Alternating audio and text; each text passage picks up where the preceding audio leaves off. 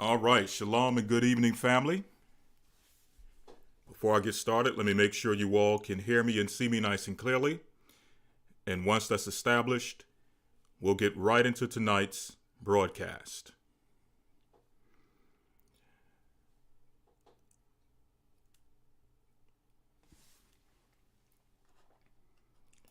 Shalom, family. I'm assuming that because you are responding, that you are greeting with your shaloms. I'm assuming that everything is good. So with that, let's get started.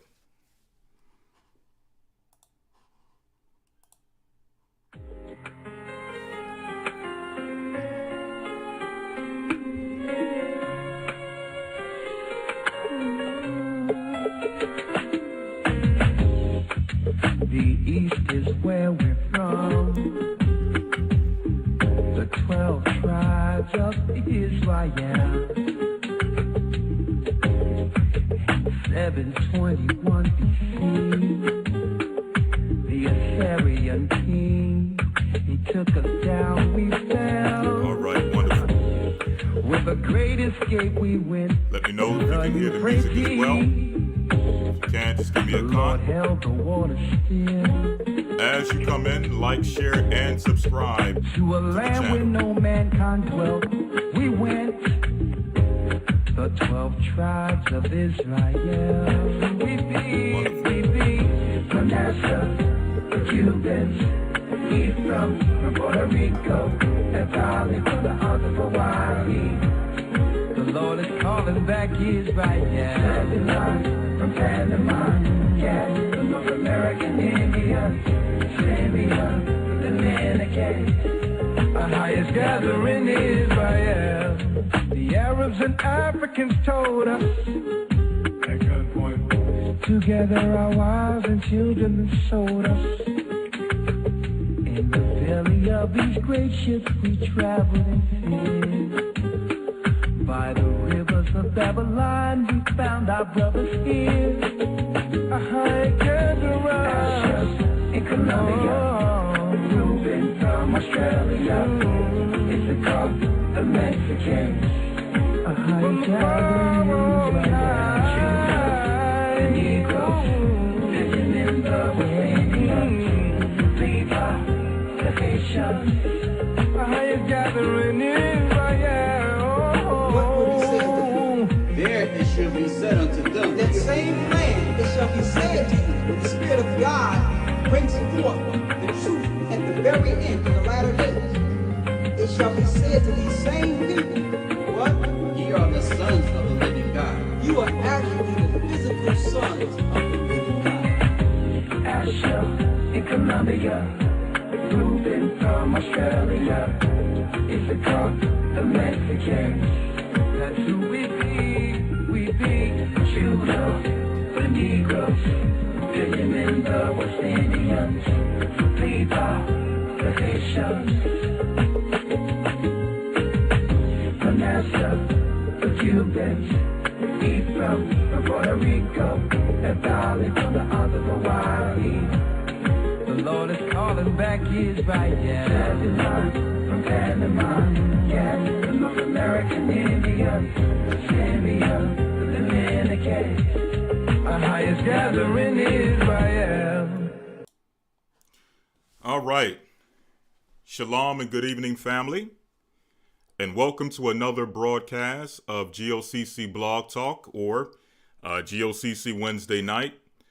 You all know that we telecast and we stream both through YouTube as well as Blog Talk on this evening. So we're going to be opening up the Blog Talk at about 8:30, maybe 9 o'clock. As you all can see, tonight we're starting a little bit later than usual. And the reason for that is that I wanted to make sure that I had all of the information that was necessary for tonight's lesson. I believe tonight we have what I hope to be a very thought-provoking lesson, that I want to get a lot of your input on the information that's going to be brought out. So once we go to the calls and obviously through the chats as we're going through the lesson, many of you would probably had already put forth your ideas and some of your input on what will be brought out tonight. But if you can, just tune in or call into the blog talk if you have any level of insight, information, or input that you would like to add to tonight's discussion. Now, before we get into it, I first and foremost want to thank you all for your prayers, your condolences, and your just your continual strength and love during this time for both Elder Ricard Shiar and his family. Just to give you all a reminder of the Elder's return, he will be back this Sabbath if it be the Lord's will. So this coming Sabbath, we're going to kick things back into gear with myself and Elder Ricard Shiar handling the Sabbath this week's Academy, in which this week, if you all don't know, we do have a new lesson coming forward on the Ark of the Covenant. So definitely don't want to miss that for those who are in the Academy. For those who are not in the Academy, we will be providing details on the next Academy, so you can get in your early enrollments and be a part of that. But again, we want to thank you for your support during this time. And I want to remind you all that the Elder will be back this coming Sabbath. Okay? So, getting into tonight's lesson. Tonight's topic of discussion: will the revolution be televised? Will the revolution be televised? Just to give you some insight as to where we're going with this tonight. Again, I want to get your perspective on some of the things that will be brought out. But starting off, we're asking, will the revolution be televised? Is it true that the revolution will not be televised? Or was Mr. Gil Scott-Heron sadly mistaken? For those who don't know, that is this statement has become a very popular statement as it pertains to revolutions and revolutionaries. And this statement is, the revolution will not be televised. Well, we're asking a question based on some of the things we've seen in the past few years. We're asking, will the revolution be televised? And as it pertains to the statement brought forward by Mr. Gil Scott-Heron, which we will read his poem today, was he sadly mistaken when he stated that the revolution will not be televised? Why does it seem that the concept, or as if the concept of revolution, has been commercialized? Who stands to gain from all of this? Are we in a new day in which major corporations and special interest groups are concerned with Black issues and are therefore willing to fund Black revolutions? Or is there another agenda at play? Will the revolution be televised? If not, should we view today's corporate-funded revolutionaries, or how should we view today's corporate-sponsored revolutionaries? So again, we're asking, will the revolution be televised? And many of you may be wondering, where does this concept come from? And I just mentioned it, but just to delve a little deeper into this understanding of the revolution will not be televised, and getting into this understanding as far as, what do you all believe based on what we've been seeing in the past few years? Do you all believe that that statement still stands true? Do you all believe? And if not, why? Do you believe that the revolution will be televised? I think an even deeper question that should be asked is, what exactly is the revolution?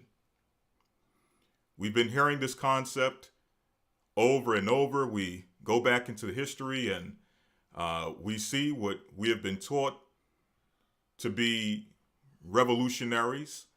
We have read about and we've studied who we are supposed to recognize as revolutionaries and respect as revolutionaries.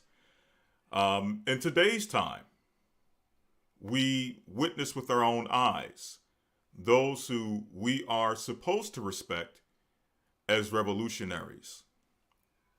But the question is, what is the revolution? What does it look like?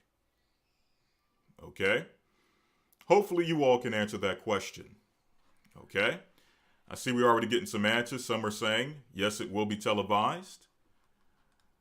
Others are saying that maybe not on the television, but definitely on things such as YouTube and social media, we're seeing the revolution being televised. Well, again, I don't think there's for today any right or wrong answer. I just want to get your perspectives on this topic of the revolution. What is it? What does the revolution look like? And will that revolution be televised? If not, why? Now, getting into it.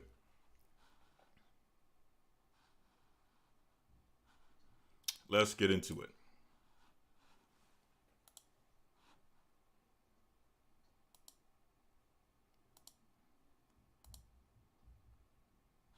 Okay. Let's get into it.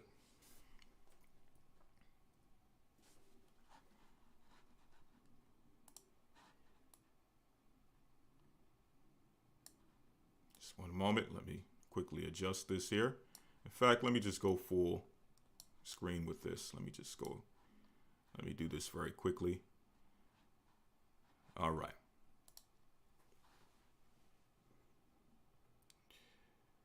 Here we have the poem / song by Gil Scott-Heron. The revolution will not be televised. Okay. Now we're going to read through this and we're going to get a little bit of understanding as to what this, what did he mean when he stated this? What was his purpose of writing this? What was the mindset behind this? And what are some, do the things that he, or the things that he's stating in this poem, do they still stand true today when it comes to revolution? Or has that changed? Have some of these things changed? Okay? So we're going to read through this here. It says, you will not be able to stay home. You will not be able to plug in, turn on, and cop out. You will not be able to lose yourself on Skag and skip out for beer during commercials because the revolution will not be televised. The revolution will not be televised. The revolution will not be brought to you by Xerox in 4 parts with commercial interruptions. So it seems like, and we're going to see this concept throughout this poem, it seems like what is being stated is that the true revolution, when it happens, will not be something that will be broadcasted freely throughout the earth through television. It will not be something that is broadcasted like a sports event or broadcasted like your news media or what have you. He's stating that the revolution, as it says here, the revolution will not be brought to you by Xerox in 4 parts without commercial interruptions, meaning the revolution will not be funded by corporations. Okay? The same way in between, for those who watch television, you would see when it goes to commercial, these commercials are brought to you. I'm not sure if they still do that. That was something they used to do back in the day. These commercials are brought to you by such and such and so and so. These commercials are brought to you by Campbell's Soup. These commercials are brought to you by Dove Soap or what have you, right? All corporations, okay?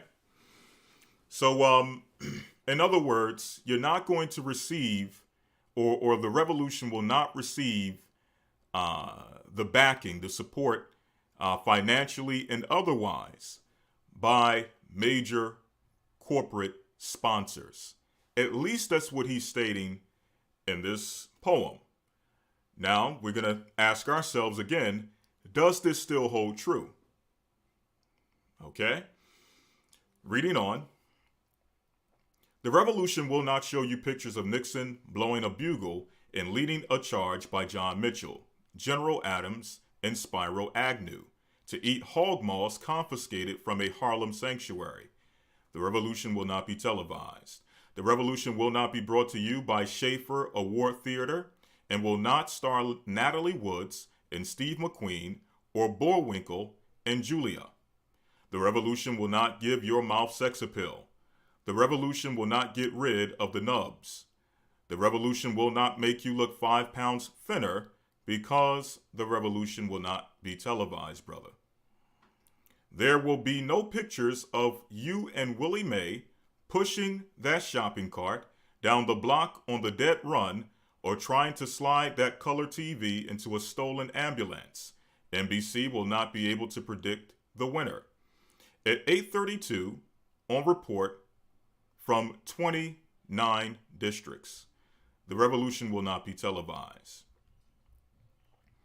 Now, it goes on to say here that there will be no pictures of pigs. I'm assuming that's speaking of police. We know that became a prerogative term in reference to the police. It says there will be no pictures of pigs shooting down brothers, or pejorative, Salakia, pejorative term. There will be no pictures of pigs shooting down brothers on the instant replay. There will be no pictures of pigs shooting down brothers on the instant replay. Now again, does that still stand true? Was he wrong? Okay, because I'm pretty sure you all can attest to shootings that you have seen or killings. Okay, we're just going to say killings and brutality being captured on film. And those things were put on instant replay. They were played over and over. They were branded into your mind. And with many of you, it was played over and over so much that you began to give a reaction.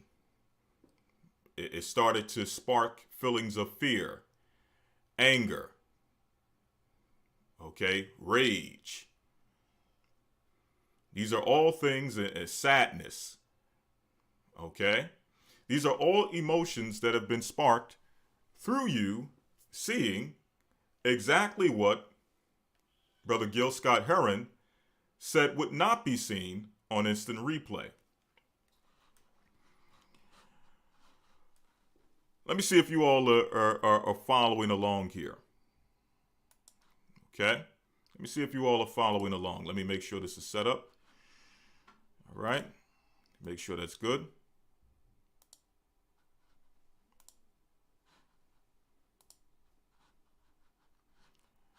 Let me make sure you all are following along. Okay? You all are still with me, Con?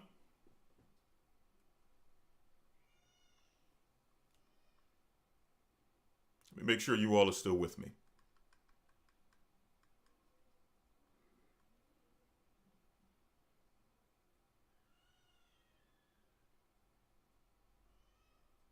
Okay. All right. Wonderful.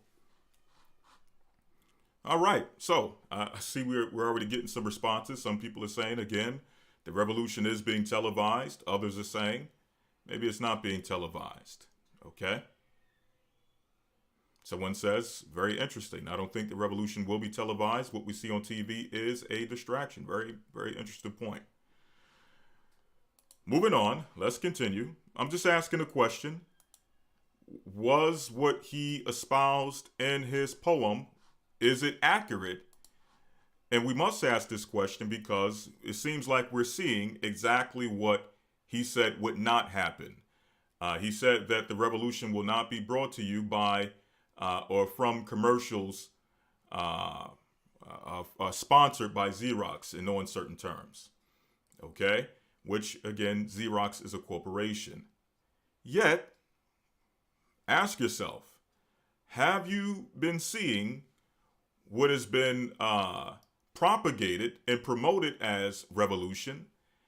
Have you seen it being funded by major corporations like a Xerox or other major corporations, which we're going to discuss as we get deeper into this? Okay? Have you seen, again, he's saying that the revolution will not be funded by corporations, yet we're seeing things that have been promoted as revolutions being funded by corporations. Okay? Are those things that we have seen? I'm going to bring up some examples. Some of you may not exactly know what I'm talking about right now or what I'm referring to right now, but I'm going to bring up some examples that you all are familiar with so that it can refresh your memory. We've been seeing this over the past few years, but I want to refresh your memory on this. But before we do so, let's finish off with this poem. Okay?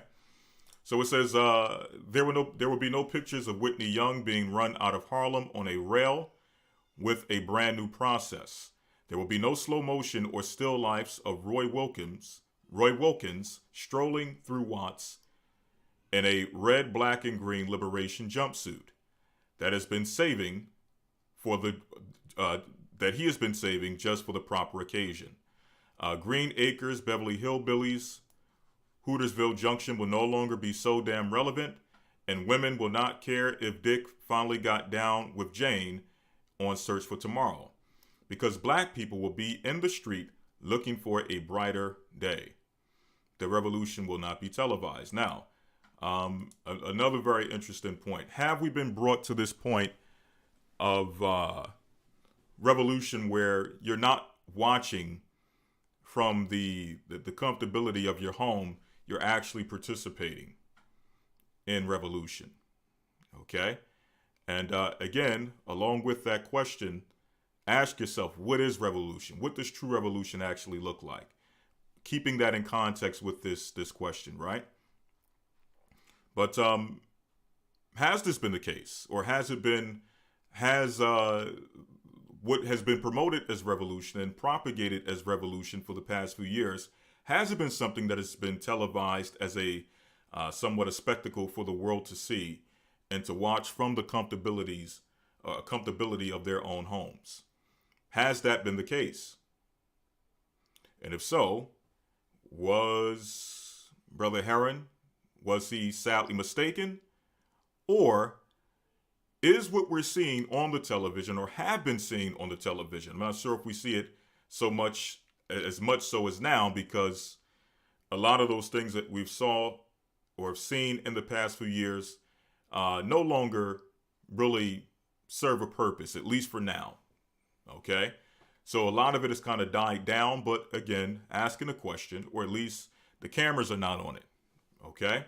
So asking a question, has the revolution gotten to that point where everyone is partaking in this revolution? Or is it just something that has become a spectacle where people are watching like anything else? They're watching it like a football game from the comfortability of their own homes. And if so, what you have seen on television or have been seen on television for the past few years, is it truly the revolution? There will be no highlights on the 11 o'clock news, no pictures of hairy armed women liberationists, right?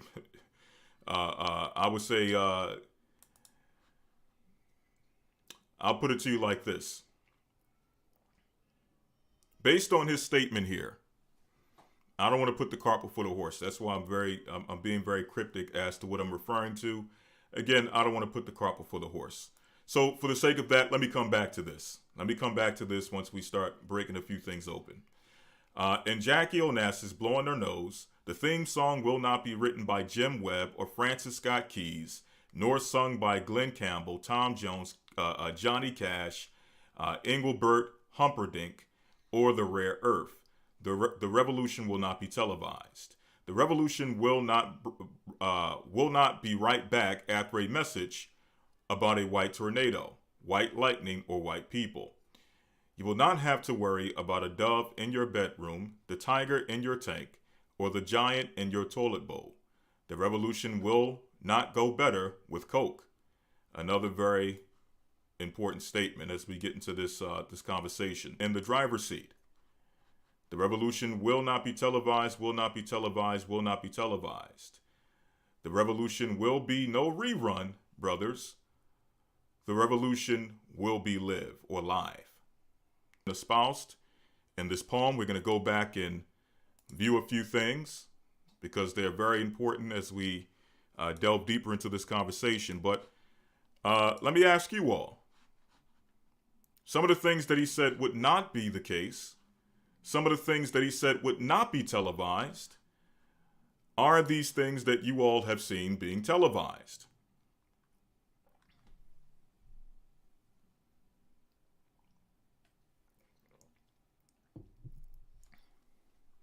And if so, what are some of those things?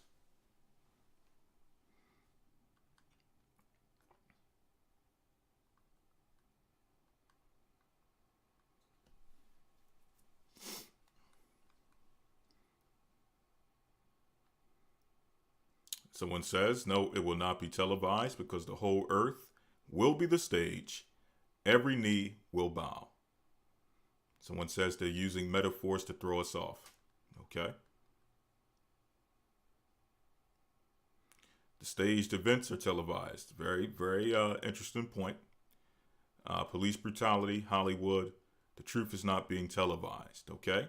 Movies and news. Medicine is safe. Okay. The revolution is outside the television. Okay, interesting point.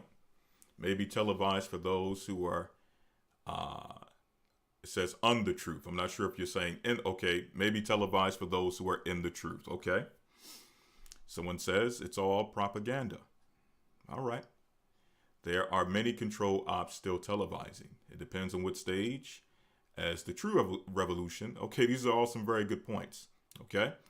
So let's get into it. The real revolution. Very good question. Are what we seeing on TV or what we have been seeing on TV, is that the true revolution? Is the protest, the various riots that we saw, and again, we're not seeing them as much now because they're not necessarily politically convenient at this time. But when they were politically convenient, we all looked and we all saw, we all watched, and we all wondered, what exactly is this? Is this the revolution that we have all been waiting for? Is this the revolution that we all have been looking for? And if not, what exactly is it? Before we delve a little deeper, for those who are just coming in, I'm going to read this one more time. And then after that, we're going to jump in and we're going to examine some of the things that were mentioned in this poem. And we're going to provide some examples. Okay, some examples that you all may be familiar with of things that Brother Gil Scott-Heron said would not happen, but yet would not happen as it relates to revolution. But yet we have seen them happen with things that have been promoted to us as revolution. And again, we must ask ourselves, is that the revolution? Or was Brother Gil Scott-Heron wrong? Is it that it is the revolution, and contrary to what he believed, contrary to what he wrote about, the revolution is being televised? Is that the case? Well, let's see. Before we do so, for those who just came in, is it true that the revolution will not be televised? Or was Mr. Gil Scott-Heron sadly mistaken? Why does it seem as if the concept of revolution has been commercialized? Who stands to gain from all of this? Are we in a new day in which major corporations and special interest groups are concerned with Black issues and are therefore willing to fund Black revolutions or Black revolutionaries? Or is there another agenda at play? Will the revolution be televised? If not, should we view today's, or how should we view today's revolutions or corporate funded revolutions? Okay. let's get back into the poem and let's examine a few things that I thought were very interesting, that stood out, that were uh, very prevalent, again, over the past few years when we saw some things that were taking place in the news media with a lot of riots and protests. A lot of what people have been stating here has been propaganda in relation to racial issues, okay? Or at least it started off as being promoted as racial issues, but very quickly began to turn into something else, began to turn into issues or just addressing matters of equality and safety and protection, not necessarily for black people as a whole, or just simply black people in general, but more so that protection, that freedom, that justice, and that equality must be extended to others who have been, quote unquote, either demonized, those who have been castigated in society, others who have been, quote unquote, treated as second-class citizens in society, even by black people themselves. You all know what people I'm referring to when you started hearing these conversations about no longer is it simply about black people's plight.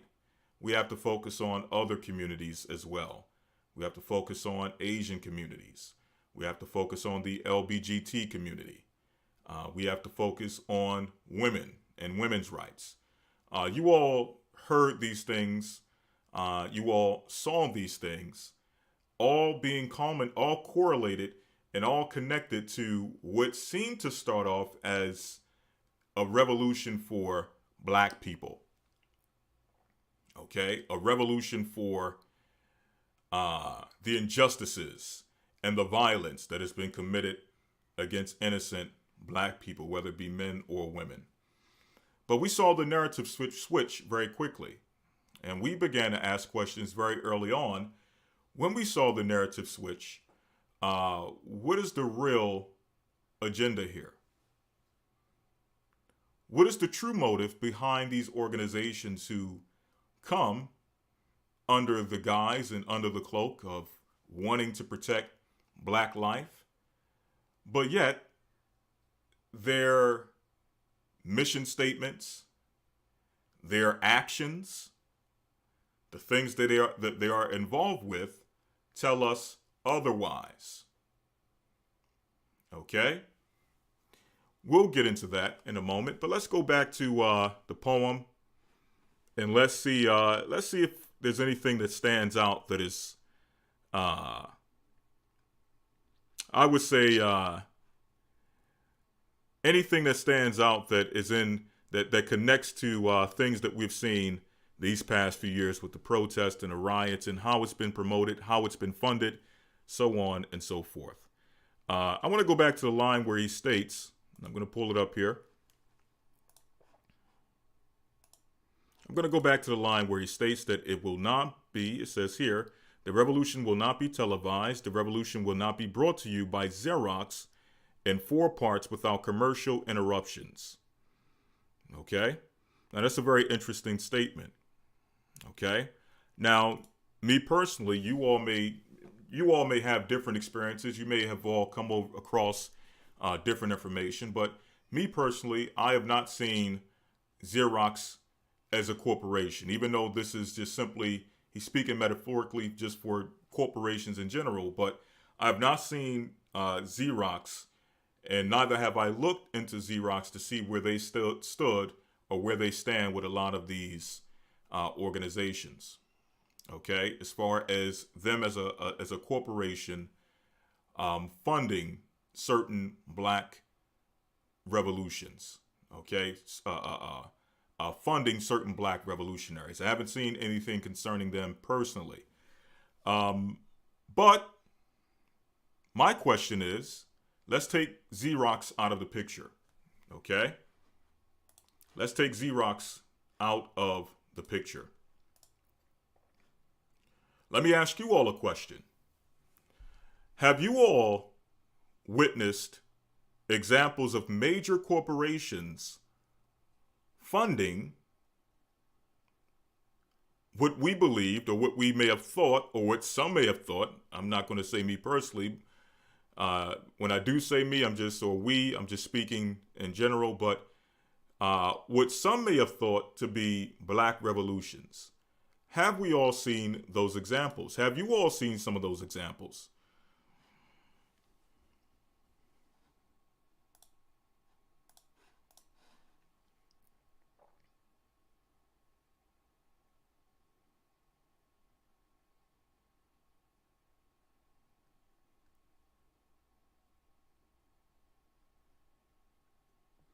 Have you all seen examples of corporations? Someone says no. We haven't seen examples of corporations either funding or corporations, let's say corporations getting behind these types of groups. Okay, someone says not yet. Someone says Black Lives Matter most recently. Okay. Some say no, some say yes. Okay. So maybe at festivals, music festivals. So none of us have seen examples of corporations getting behind, let's say, a Black Lives Matter. Corporations getting behind these quote unquote revolutionary movements. Okay. Someone says most recent BLM received 6.5, I'm assuming million, from Democratic Party to become a bogus movement to push LBGT agenda. Okay. Someone says Amazon and Dove pretend to. Now, we did see that, and we still see that to some degree. When you go to Amazon, they have certain sections on Amazon which are supposed to be the pro-black revolutionary sections of Amazon. They have certain movies and documentaries which are supposed to be the revolutionary pro-black documentaries and movies on Amazon. We've seen other corporations. But there's a few in particular that I'm looking for, and those are pretty good examples. I don't think you get any bigger than Amazon. And we've all seen, and we're still seeing up until this day. It may not be as strong as it was when we were in the heat of things, but nonetheless, if you go to Amazon, you still will see examples of them having certain sections on Amazon which are supposed to be the pro-black, but it's more so the, let's say, the corporatized version of what it means or what it looks like to be pro-black revolutionary. Okay, someone says Burger King, McDonald's. Okay. Okay, some people are mentioning EA Sports and 2K Ave. Okay, Netflix. All right, well, let's see some examples. Okay, let's see some examples. Okay. Let's see some examples of corporations funding, or if not directly funding, at least supporting and using their platforms to promote groups such as a Black Lives Matter. Let's see some examples.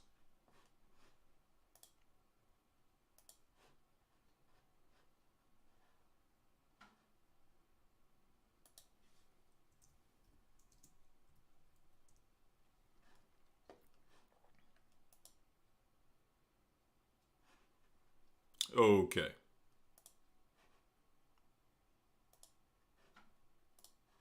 Okay, this article is going to be coming from BBC Sports. I believe BBC stands for the British Broadcast. And basketball's role in discussing racism. This is July 31st, 2020. Again, this is going back to the thick of it, when a lot of this was active and it was very popular to have these types of discussions. It was very popular to promote this. It was very popular to sponsor this. I don't think that it's as popular at this point because, again, it's not politically advantageous. But at this time, it was. And they have a picture here of Mr. LeBron James. Okay, very talented basketball player. Will go down as one of the greats in history. But when it comes to all of this, What role does he play? That's another discussion for another day. But there's certain athletes, I'll say this, there's certain athletes that are the same way you have certain organizations and certain groups that are pushed and promoted as being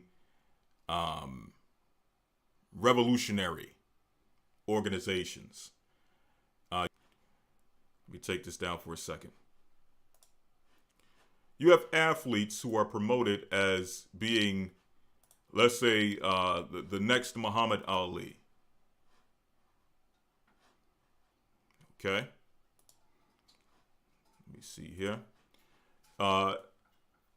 Athletes who are promoted as being, let's say, the next Kareem Abdul-Jabbar or the next Jim Brown. The next athlete who not only was simply concerned with sports and entertainment, but was also concerned with the plight of their people. In today's now, the difference was many of those athletes back then. Let's just simply use Muhammad Ali as an example. The difference with Muhammad Ali is, first and foremost, obviously, we know that his connection with some of his ideologies, or not, if not all of his ideologies, was based upon his connection with the Nation of Islam. Being an actual member of the Nation of Islam, an organization which had a structured belief system. Now, whether we believe in that belief system or not, which obviously we don't, but whether we believe in it or not, we can't deny that it was the galvanizing force that allowed Ali to, in many cases, even before, obviously, we know that before he joined the Nation of Islam, he was bold, okay, very outspoken, but his allegiance to that organization and the teachings of that organization, and at one point, the strength that came with the organization gave him a certain level of boldness to stand and speak on certain matters and issues as it pertained to his religious belief. Okay, it wasn't associated with a corporation. Ali was not a corporate sponsored athlete. Okay, or better yet, his talking points did not come from the corporation that he was, any corporation that he was associated with. Okay, or may have been associated with. His talking points came from his religious leader. Okay, and at one point he was willing to stand. He stood on those religious beliefs, and based on those religious beliefs, he risked his career by simply not going to fight in, I believe at the time, the Vietnam War. Okay, so that's the difference. Addressed were issues that were safe to address based on the corporation he was associated with. He was able to speak freely concerning what it is he believed based on the teachings that he received from the Nation of Islam. Okay? Today, they want athletes that have the iconic status of an Ali. They want athletes who are willing to touch on certain social issues like an Ali. Okay? Yet, it's not necessarily going to go so far as to risk their whole career for their belief. It's not willing to go as far as to espouse certain beliefs that may not be acceptable in today's society, or at least acceptable according to the corporation that they are associated with or that they're assigned to. Okay? So that's one of the differences between what you get with an Ali and some of the more modern athletes who seem to be, touching on things politically, may seem to have a little bit of a revolutionary edge, but what they do is they stick their toe in the water And when it's comfortable, when it's convenient, when the corporation allows for it, and when the corporation does not agree with it, when the corporation does not want to touch it with a 10-foot pole, they take that toe out of the water and they start towing the company line all over again. This is something we've seen time and time again when it comes to some of your more modern social activist athletes. Okay? All right. Getting back to the point. Okay?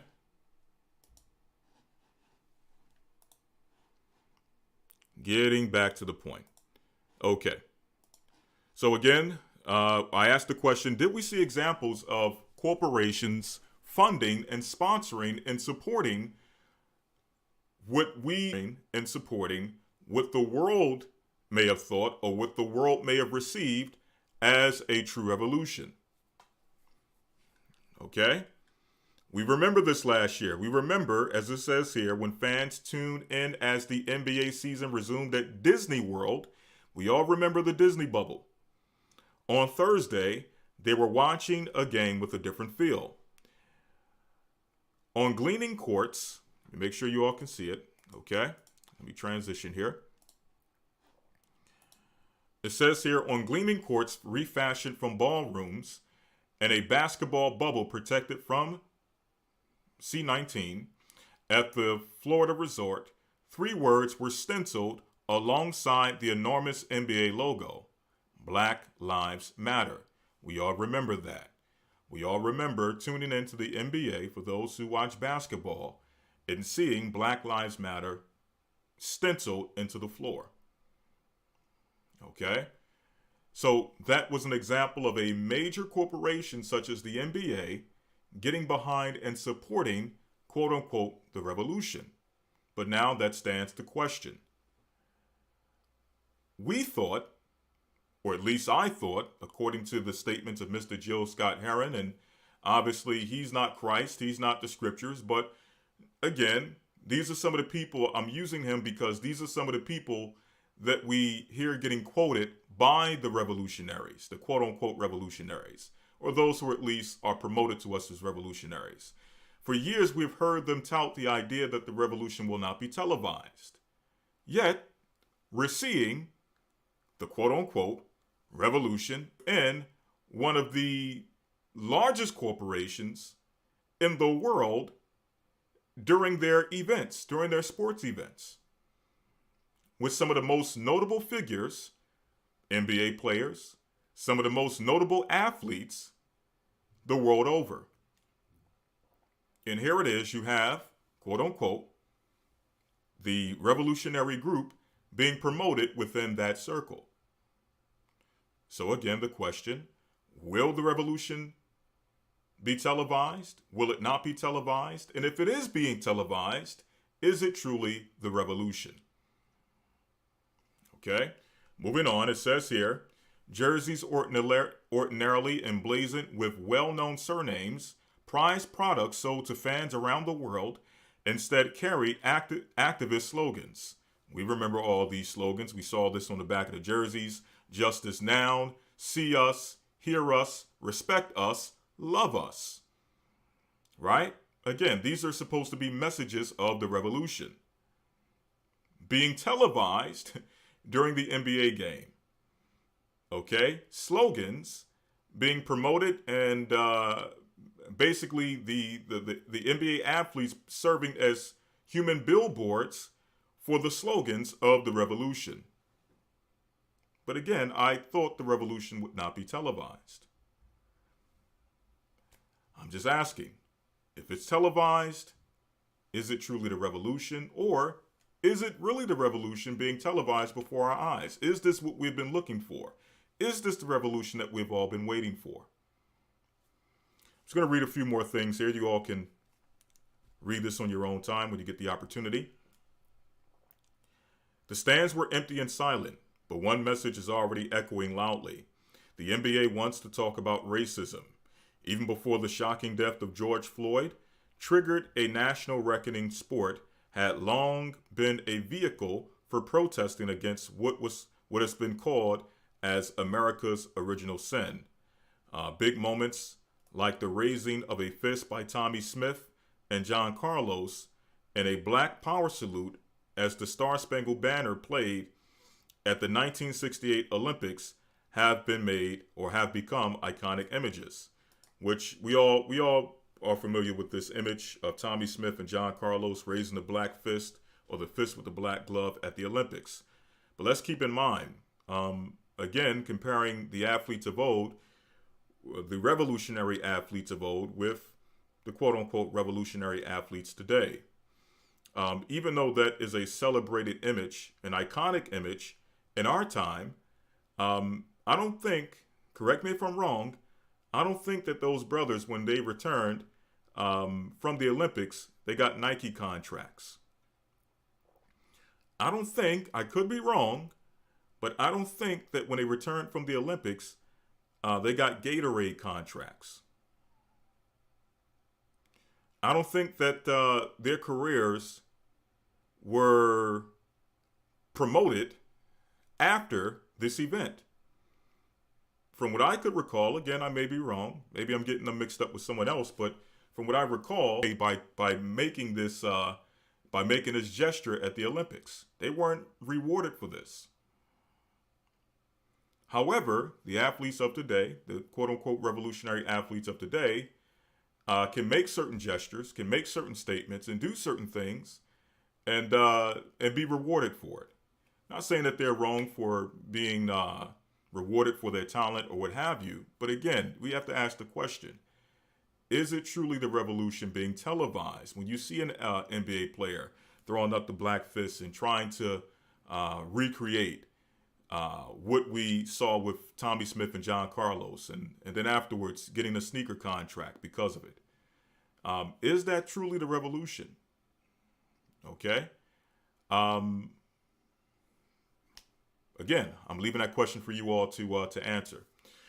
More recent gestures, like those sparked by Colin Kaepernick's refusal to stand for the national anthem, have become a continuous point of political debate in the United States. And it goes on and on and on. But again, just asking a question. Just asking a question. Okay?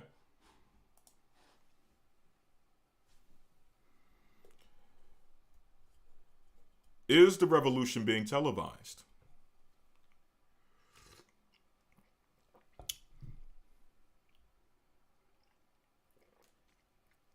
Exactly. Someone says they lost their gold medal.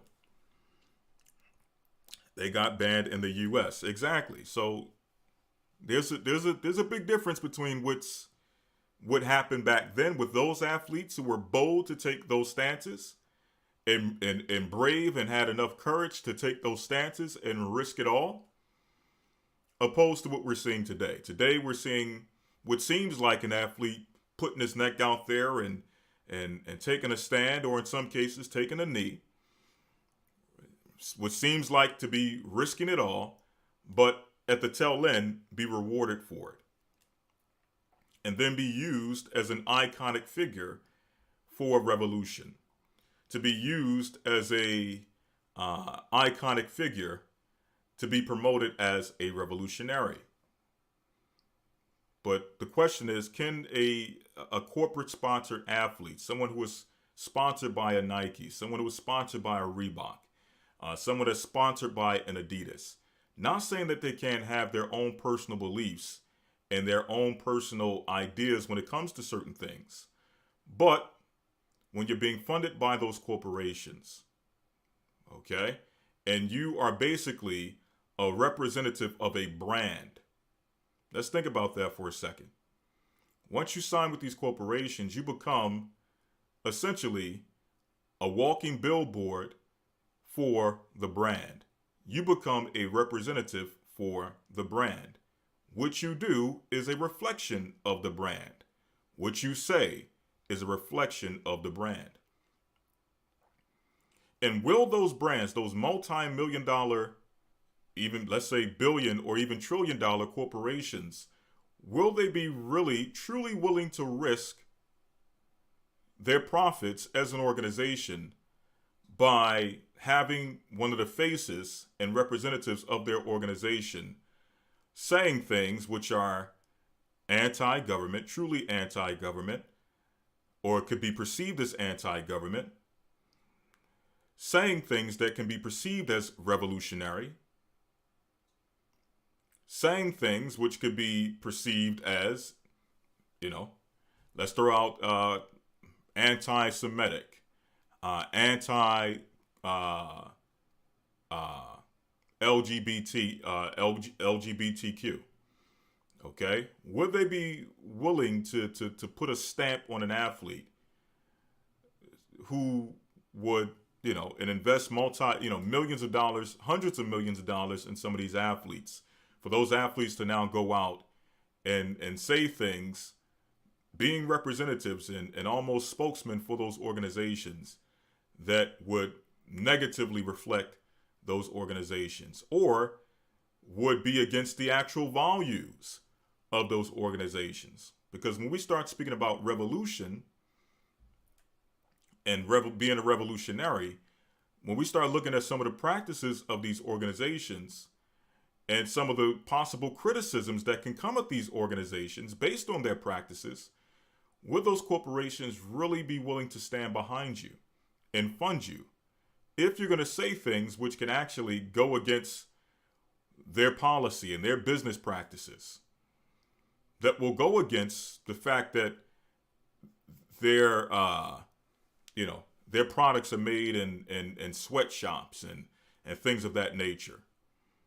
Okay, and some of the other business practices that are committed by these organizations, these corporations, which, if you decided that, as an athlete, you're going to stand up boldly and say some things, you would not only be criticizing society at large, you'll also be criticizing the corporation that's paying you millions of dollars.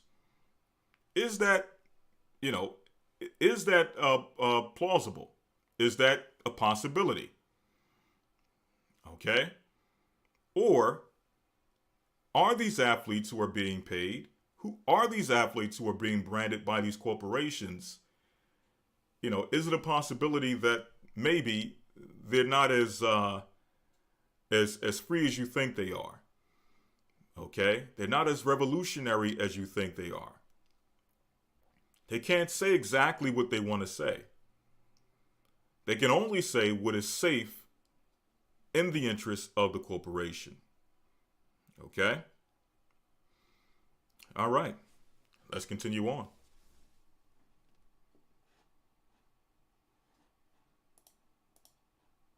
Okay, let's continue on.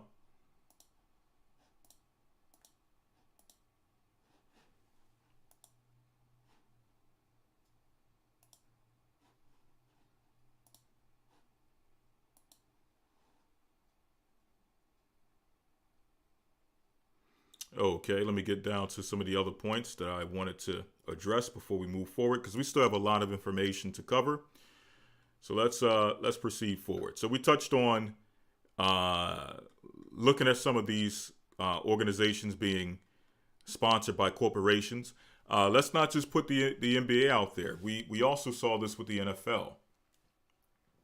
When we saw the Super Bowl last year, it was basically a big celebration, a Black Lives Matter Super Bowl. I want to say last year's Super Bowl or the Super Bowl prior was pretty much I think it was last year. It was pretty much a Black Lives Matter celebration. Again, if Black Lives Matter and those types of organizations are getting the support from the NFL, are they truly the revolution?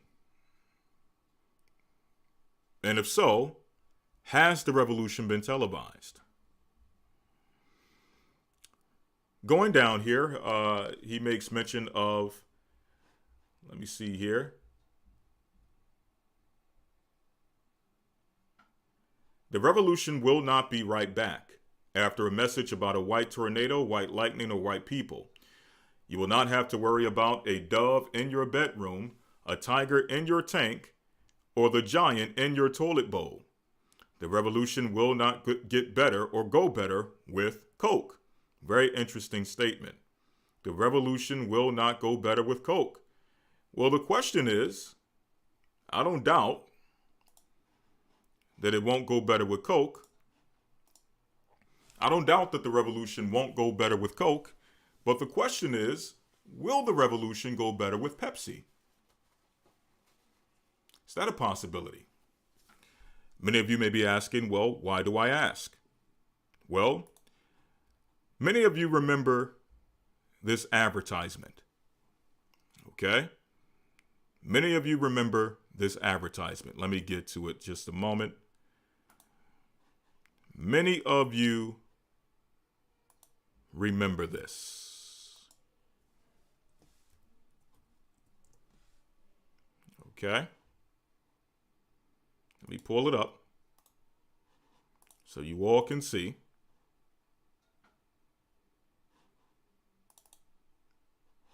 Just one moment. Because he said the revolution will not go better with Coke. The question is, will it go better with Pepsi? Let's see.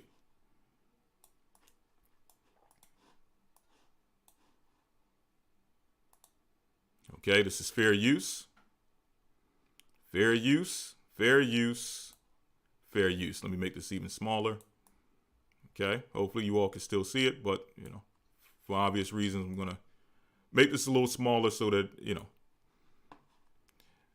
But for the sake of safety, let's just say fair use. Fair use, fair use. This is only for teaching purposes only.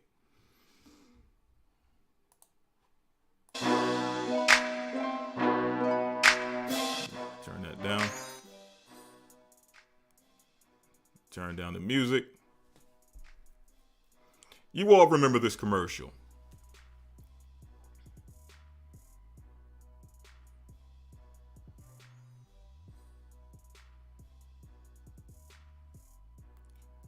I think you all remember we're going to get into the outcry, or just mention in passing the outcry that came from this commercial. Okay, so you all see the obvious connection. I think this came out 2017. Again, that was another year that was very pivotal for a lot of these movements, these so-called revolutionary movements. And during that time, this advertisement came out. Okay. Again, it was a big outcry because of this advertisement. But I'm going to put my neck on the chopping block and say that I don't think that this advertisement was any farther from the truth of what we've been seeing with some of these quote-unquote revolutionary protests. But I'll get to that in a moment. Okay? May not make sense now, but it will. All right, I turned down the music. I'm not sure what the state of this music is as far as licensing, so please excuse me because the music is turned down. Okay?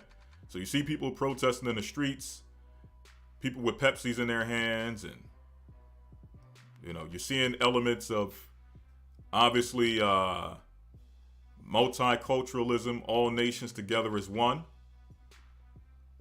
which is interesting because you all remember the advertisement years ago. I believe this was from the 70s, where they had the Coke generation, where you had a representation of all nations together being brought together by this corporation known as Coca-Cola. Okay, which is really, we all know biblically, that's just Tower of Babel symbolism. Okay, so this is just more so a modern form of that, but using the current times as a backdrop for this more of this Tower of Babel symbolism.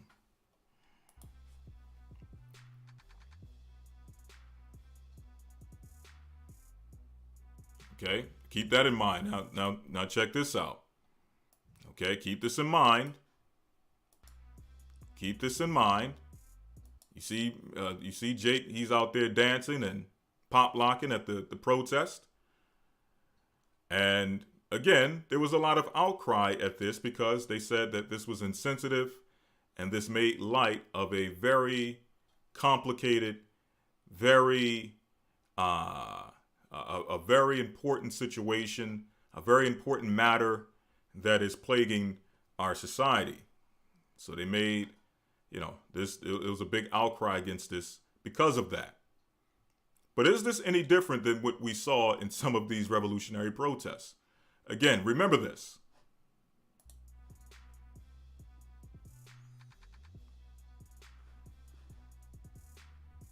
Again, Jake is dancing. There's music playing and, people out there and things of that nature.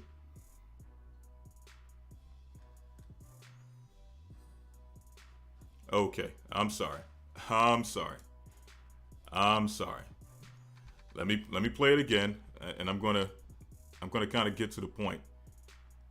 Okay, because I can't bear looking at this. This is a 2-minute commercial, but it feels like 2 hours. So let me be quick about this thing here.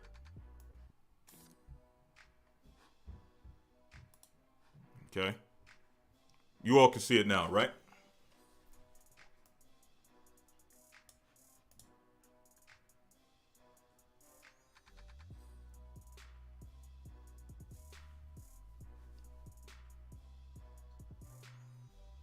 Okay, I'm glad you can see it now. Okay.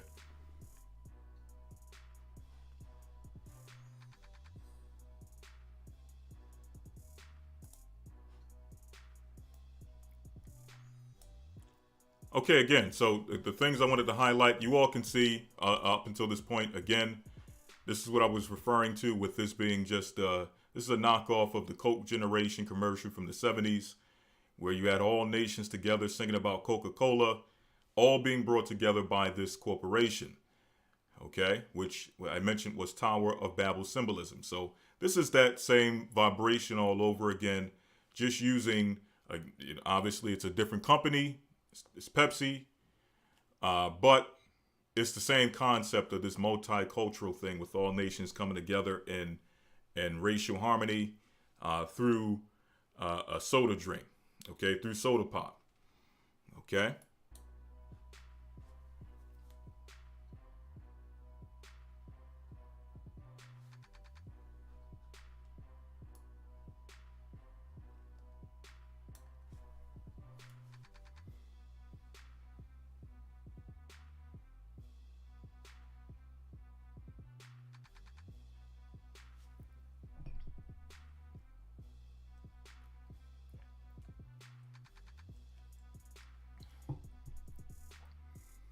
Okay, that's the point I wanted you all to see there. Again, they were saying that this was insensitive.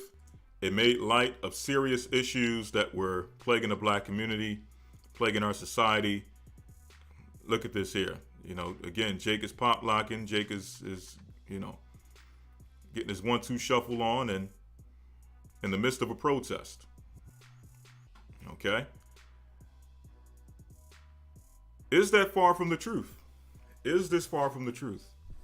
Is this a misrepresentation of what we have been seeing with some of these so-called protests and revolutionary, these revolutions, okay? There, obviously, we saw something that is supposed to be women, but obviously is very questionable to say the least. Very questionable. Okay.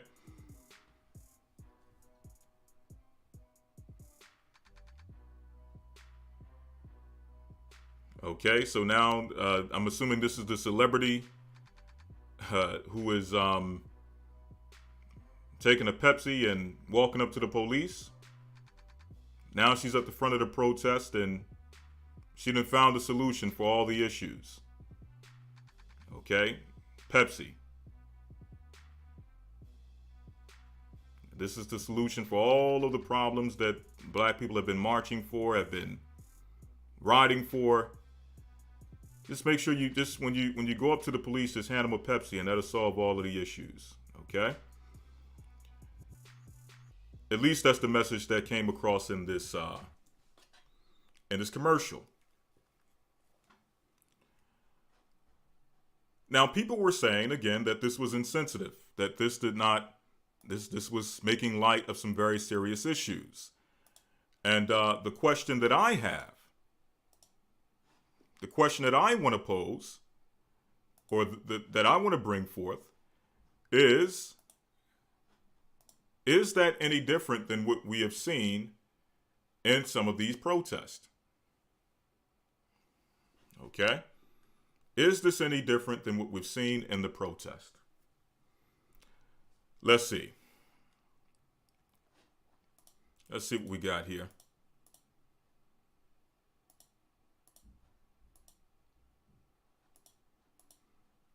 Let's see what we got.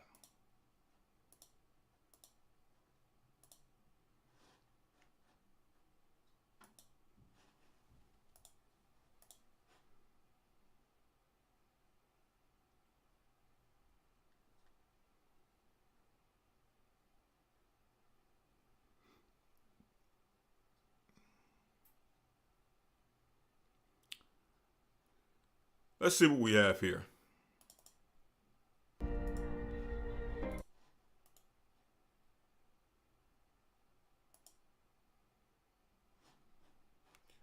And I'm going to start to speed through because I want to get to the line soon. I want to get some of your intake. So I'm going to speed this up. But I want to bring this forward. And after this, I have a lot more things to show. But for the sake of time, I want to get straight to the point as far as the funding of these so-called revolutions. Okay?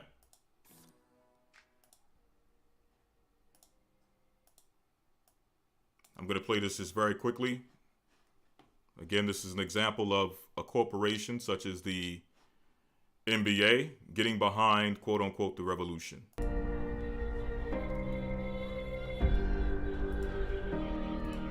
This is a moment we got to keep pushing forward. We want change.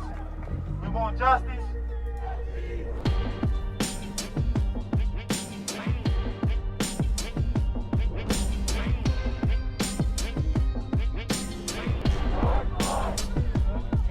Time to come here and march, and take the time to vote. That's our power. Some of the injustice that we've been seeing is not okay. What do we want? Justice! When do we want it? Now! Let us be perfectly clear. Black Lives Matter.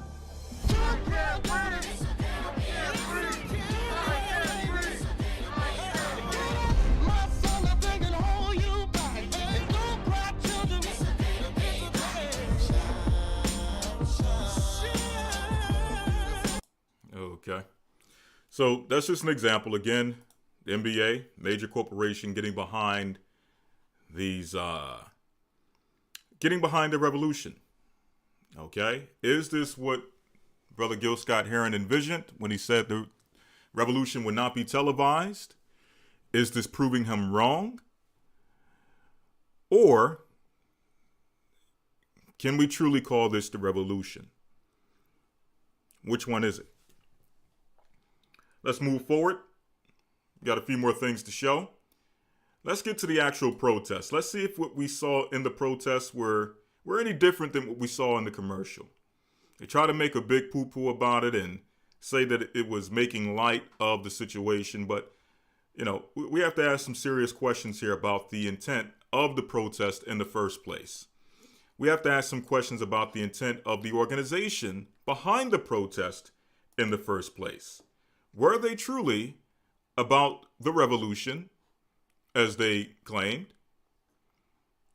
And if so, whose revolution were they for? Was it for Black revolution? Was it for feminist revolution? Was it for LGBT revolution? Which one was it? Another question is, can you stand for all of those various groups at once and at the same time stand for the revolution of Black people and meet the needs through your organization? Meet the needs of Black people while also meeting the needs of the Asian community, meeting the needs of the LGBT community, meeting the needs of the feminist community. Is that possible? Again, I'm going to leave that question up to you all, but just some more footage. Let me get some of these protests in here so you all can see.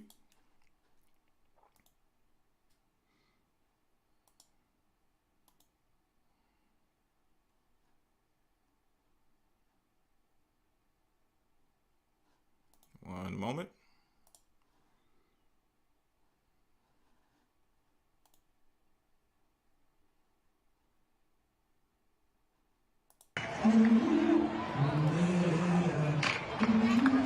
In the heart of New York City, pocketed among tens of thousands of protesters, dancer Michael Fryer performed A Black Man's Heart.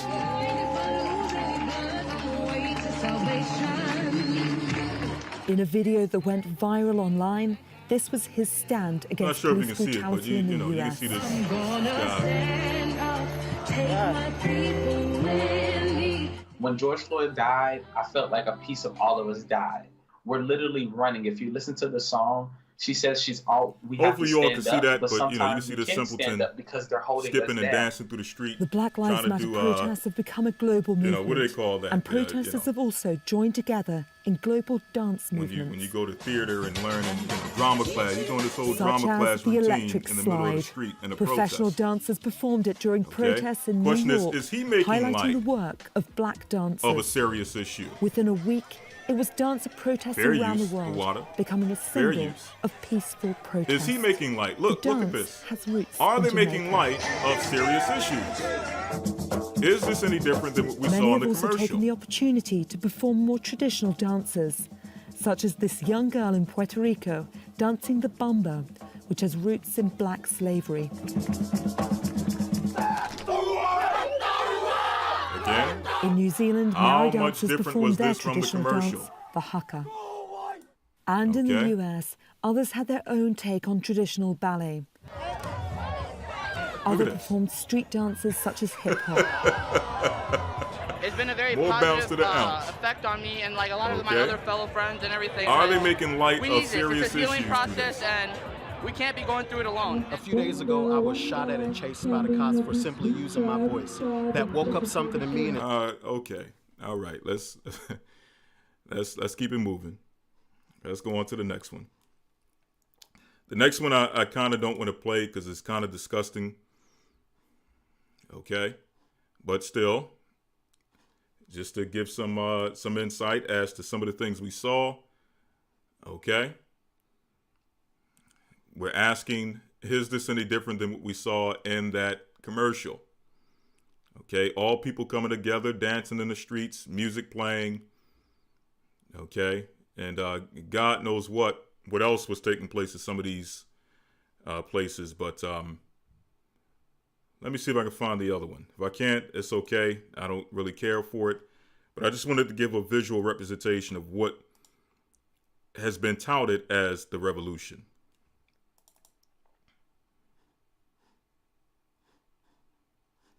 Okay, let me go ahead here.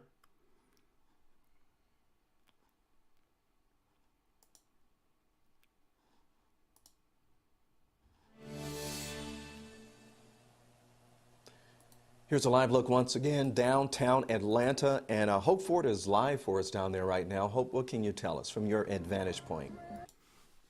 Now keep in mind, there was a serious uproar when the young lady in the Pepsi commercial walked up to the police officer and handed him a Coke, and that seemed to be the resolve for all of the issues that these people were gathering for, that they were marching for, that they were protesting for, right? Now we have a group of people who were in a somewhat similar situation. There's other videos out there, other images that I could play or could show, but again, probably not appropriate for this program because some of the things we saw in some of these protests, as far as what people were doing once they got actually engaged with the authorities or engaged with the police, was beyond belief. Okay? But I'm going to play this here because this is a similar situation. Right now, they're before the law enforcement, and in the commercial, it was her handing over a Pepsi. Let's see what they do when they come in contact with law enforcement. And I'm not espousing that they should have done something different, that they should have got violent or things of that nature. That's not what I'm saying. However, I'm just drawing a comparison and asking you all, Is this the revolution? Is this what the revolution looks like? Okay, so a lot of people are leaving from back at Centennial Olympic Park and Marietta Street because that curfew. We all just got the alerts on our phone. So a lot of people are heading down this way, and they're coming up on the National Guard. As we know, the National Guard has that line on the other side of Centennial Olympic Park, and the National Guard said, "Y'all keep the party going. Y'all keep playing music." So that's what people did. They all started dancing out here. Some of the National Guard members have joined in to dance with them. So Now, this is a completely different vibe. I think this here, I don't want to misjudge. There are people taking this pictures looks like a man with the National Guard posing here as right a now. woman. They're taking pictures. With the dreads. And they're all dancing together again. So a complete dance before we head out for the night as that curfew approaches. So that's what we're. And they're just trying to have. Get real disgusting with this cat, but moving on. You all get the point, okay? Now, there was no Pepsi in hand. There was, however, cell phones in hand, taking selfies with the National Guard. Okay, you see there the picture with the cell phone in his hand. I'm saying his because that's the vibe I'm getting here. Okay, it looks like a his. So you see him with his cell phone taking a picture with the National Guard. Okay, and my question is, how is this any different than what we saw in the commercial? Is this the revolution?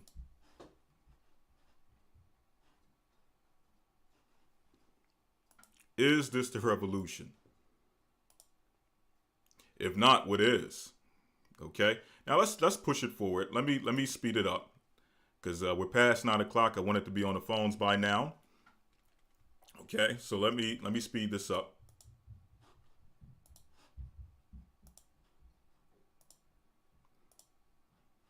Okay.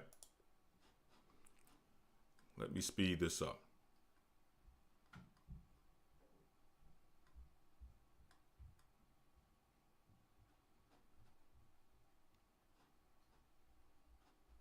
Okay, I want to show one more thing.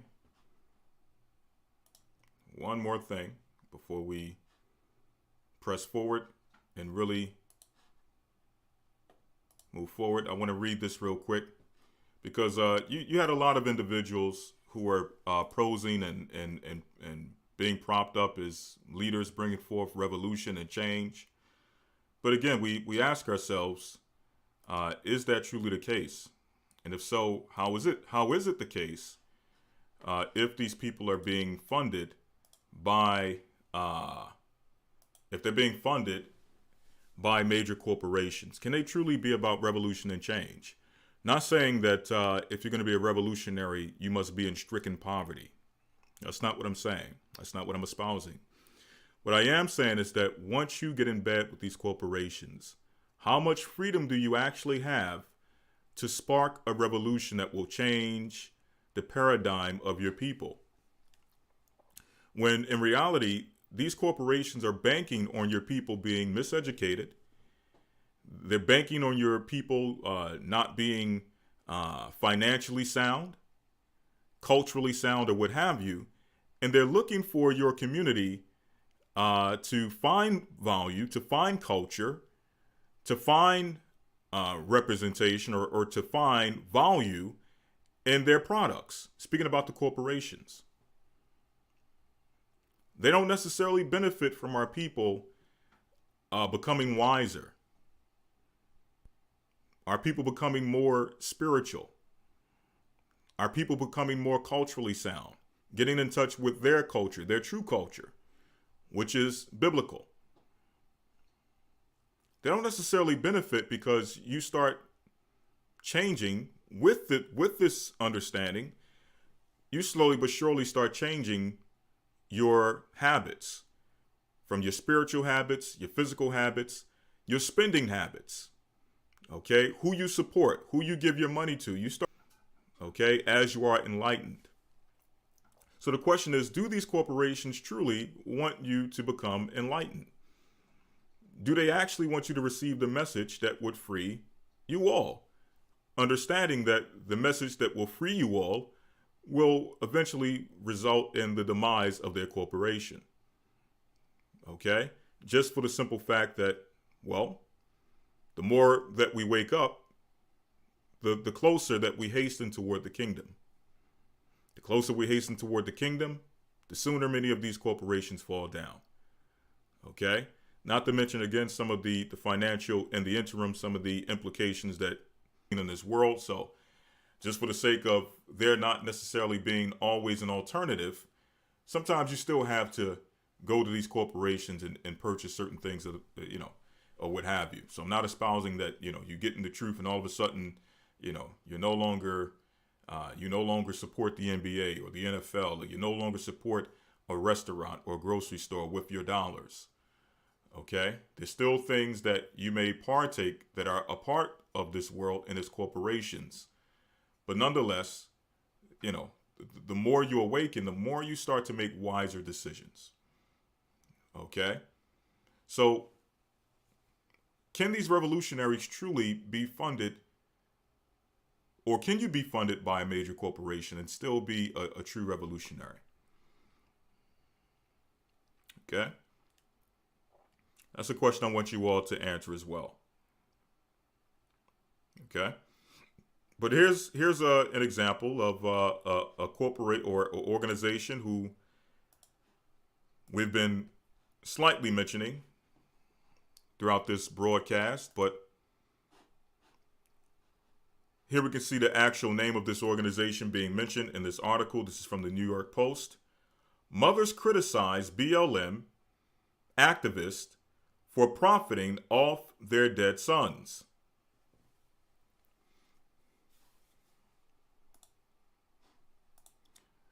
This is from May 29th, 2021. I'm going to read a few sentences from here. They actually have, this is one of the founders of the organization, Black Lives Matter. Here you see she has a shirt on saying you can't play with Black lives. But based on what these mothers are saying, okay, based on what they are saying and based on what is being intimated in this article, she is playing with Black lives. Her organization has been playing with Black lives. Okay, but let's read a little bit. It says here, grief-stricken mothers who have accused Black Lives Matter of profiting from the deaths of their sons condemned the group's embattled co-founder, Patrisse Cullors, after she announced she was stepping down from the movement. I don't believe she's going anywhere, Samaria Rice, the mother of the 12-year-old boy shot by Cleveland police while playing with a toy gun, told the Post. It's all a facade, she said, or she's only saying that to get the heat off her right now. Lisa Simpson, a Los Angeles mother whose son was slain by police in 2016, also blast Cullors. Now she doesn't have to show her accountability, Simpson, 52, told the Post. She can now just take the money and run. So these mothers started catching on, and we saw this, I believe, last year, maybe in a little bit of this earlier this year, where these mothers were coming out and saying that, we're starting to find out that this thing is a hustle. This thing was basically built off of the backs of mostly black men, not saying that there weren't black women who were, according to the official reports, being killed by police, but it started off the backs of primarily black men, black young men being killed by police. That's where this thing, it really started to take we really started hearing Black Lives Matter after the death of, I want to say, Michael Brown, is when we started hearing about this organization. Okay? And then from there, we started hearing more of these deaths happening of black men. So this organization was built upon the basically the blood of young black men who, according to the official reports, were killed by police. And through that, they've been able to make hands over fist. Okay?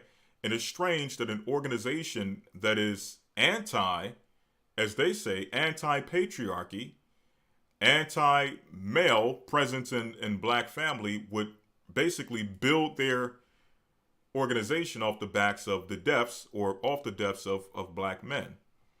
But that's another discussion for another day. Okay? These mothers started speaking out because what they started realizing is that these children, the Mike, or these men, the Mike Browns and the Tamir Rices and all the others who have, according to the official reports, have been murdered by the police, their faces were being plastered on T-shirts. They were being plastered all over the news. They were being put up on these websites. They were being mentioned in interviews. They were being written of in these books that these people write. And they were being used basically as a way to make money. However, the mothers of the Tamir Rices and others, they were saying basically, and this is I don't want to misquote her, but she was saying basically that she has no relationship, has not even met face to face some of these people, these prominent figures who are supposed to be the head of this Black Lives Matter movement. And that if she was to walk into a room, a Black Lives Matter room, with all of these people present who have been using her son to make money, who have been using her son's name for books and on the news, when they get their talking spots on the news, when they're going and they're speaking at universities, they're bringing up Tamir Rice and others. When you see them out in the streets, they got their faces plastered on their T-shirts. They're spray painting their faces all over the city. And yet, the mother of Tamir Rice is stating that if she was to walk into a room with these prominent figures who are using her son for profit, they would not even recognize her. They wouldn't even know what she looked like because she has never met these people. These people have never really reached out to her to have a true, to lend out a helping hand or what have you. She's saying that this has not happened. And when she said it, many of these so-called prominent people who are a part of these so-called revolutionary movements really started showing their true colors. They're using her son to make hands over fist. Okay? Is this the revolution? Is this what we've been looking for? Okay? Is this what we've been waiting for? Okay? This is the question we must ask. Okay? Right, that's the term they use, anti-cisgender. Okay? I don't even know how that term came about, how that became a popular thing. You know, they're throwing out a lot of these confusing terminologies to muddy the waters. And I try my best not to identify with any of it. Okay? And I try not to identify them by any of the terms that they create. Okay? Now, for the sake of these platforms, obviously, we have to be careful on how we communicate. You know, sometimes we have to speak cryptically. Sometimes we have to speak in code. But, you know, that's just for the sake of keeping the platform. But in reality, all reality, we try to stay as much as possible away from these terminologies, okay? But let's move on. This is the last point I want to make before I open up the calls. After we finish the calls, I'm going to bring a few points scripturally concerning this whole thing, but I want to get your perspective before I bring out the scriptures. Two more things. Okay, then we're going to open up the calls. I'm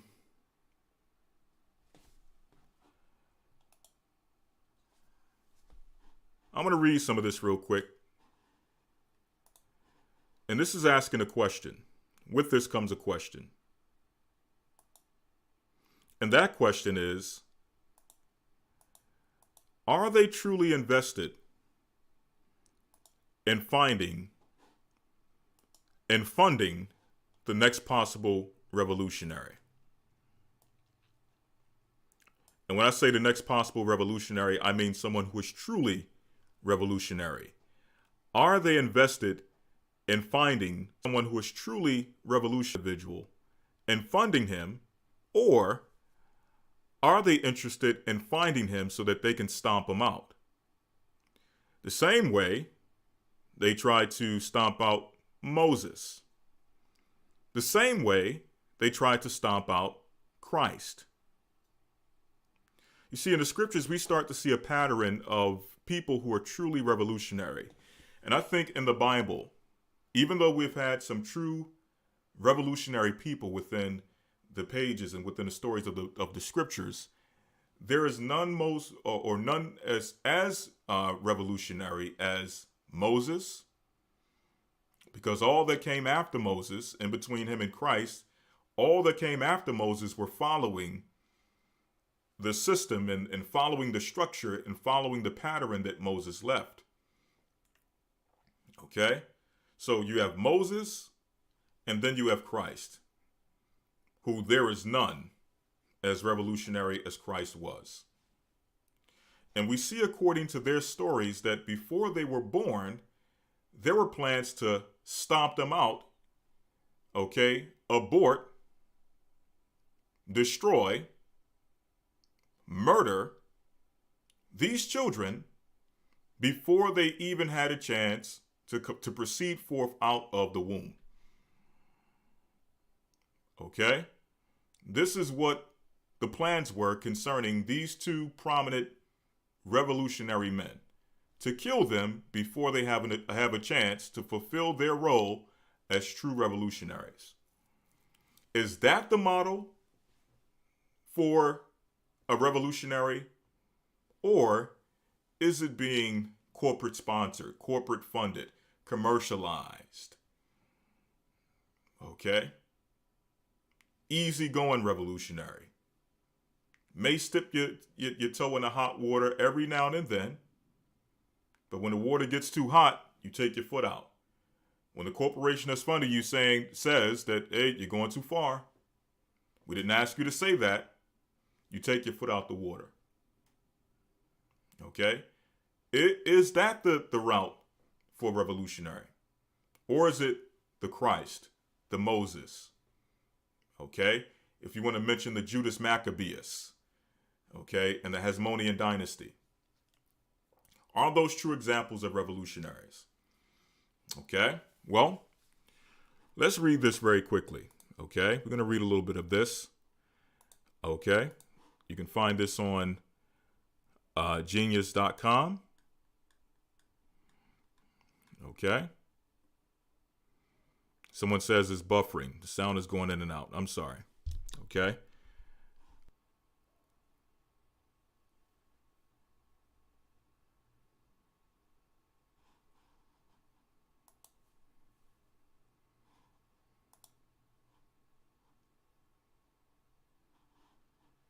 Let me confirm it's good before we continue, because I want to really get over this to get to the cause, because I know that the time on the blog talk is dwindling away. So I want to get there before we have no time left.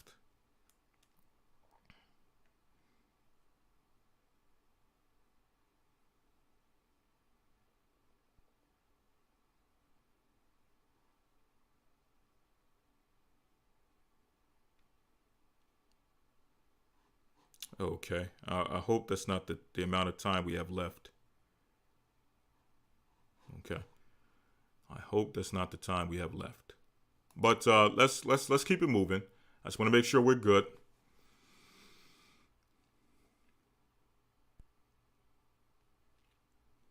Okay, sound is good. Okay, someone says that's what Planned Parenthood does. Very interesting point, especially since we're talking about what happens to prevent true revolutionaries from rising. Okay, they would rather you not be born at all. And if you are born, they hope that you are lustful enough, that you're greedy enough, that even though you may have revolutionary tendencies, or you may be a revolutionary prospect, they will be able to buy you off. with anything that you desire. Women, money, drugs. They hope that by those means they can stop you from fulfilling your role as a true revolutionary. And if they can't do that, then, you're in trouble. Okay? But nonetheless, let's see if these organizations truly are looking to fund the next revolutionary. Just 1 second. Let me pull this up. Okay, this is from genius.com. This is the the Counterintelligence Program, also known as COINTELPRO. Black nationalist hate groups, racial intelligence. Goals. For maximum effectiveness of the counterintelligence program and to prevent wasted effort, long-range goals are being set. First, number 1, prevent the coalition of black militant nationalist groups. In unity, there is strength, a truism that is no less valid for all its triteness. An effective coalition of black nationalist groups might be the first step toward a real Mau Mau or Black Revolutionary Army in America, the beginning of a true Black Revolution. Prevent the rise of a quote-unquote messiah who could unify and electrify the black or the militant black nationalist group. Malcolm X might have been such a messiah. He is the martyr of the movement today. Martin Luther King, Stokely Carmichael, and Elijah Muhammad all aspire to this position. Elijah Muhammad is less of a threat because of his age.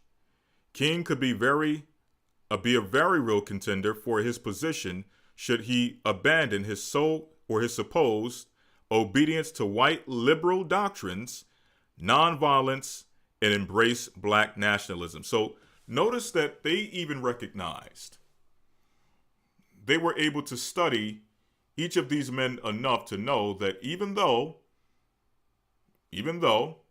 as it is stated, Martin Luther King was more so obedient to the white liberal doctrines of nonviolence and things of that nature, and integrationism and all those other things that they were fighting for at that time. They noticed that even though that is where he was at that time, but they said once, or if a time should ever come that he crosses over to more of a black nationalistic side, a black revolutionary side, he could possibly be that electrifying individual who could galvanize the people and unify the people to become a true black and bring forth a true black nationalist coalition that would put fear in the system. Okay? So they recognize, yes, he was under a lot of liberal doctrines, a lot of destructive teachings and doctrines and things of that nature, but they understood his potential. Carmichael has the necessary charisma to be the real threat in this way. Prevent violence on the part of black nationalist groups. This is of primary importance, and of course, a goal of our investigative activity. It should also be a goal of the counterintelligence program to pinpoint potential troublemakers and neutralize them before they exercise their potential for violence. Now, they're mentioning potential for violence. We're not advocating for violence, and I'm going to say that. We're not advocating for violence. Okay? I would even go as far as saying that the true revolution that we are to be a part of does not call for us to be violent. Okay? I'm going to go as far as saying that. Okay? And I'm going to explain why as I get into the scriptures. Okay? But these were the things that were being espoused at this time through the COINTELPRO program. And I'm going to read this again. It says, prevent the coalition of militant black nationalist groups. Not support, not fund, not sponsor, not commercialize, but prevent. So the question is the commercialization of quote unquote black revolutions or black revolutionaries, is that the plan of COINTELPRO as a means of preventing? Okay? By me commercializing, does that change the view of what a revolutionary truly is or is supposed to be by making it a commercial thing, making it more of a fad, a fashion statement? Okay? Does that, by me sponsoring and putting money into people who could possibly have potential of being a revolutionary, is that a way that you prevent them from actually becoming revolutionary? Could that be the case? Okay. Moving on, it says here, an effective coalition of black nationalist groups might be the first step toward a real Mau Mau or Black Revolutionary Army in America, the beginning of a true black revolution. Okay, and it goes on and on and on. Again, you can read this in your own time. Okay? You can read that in your own time.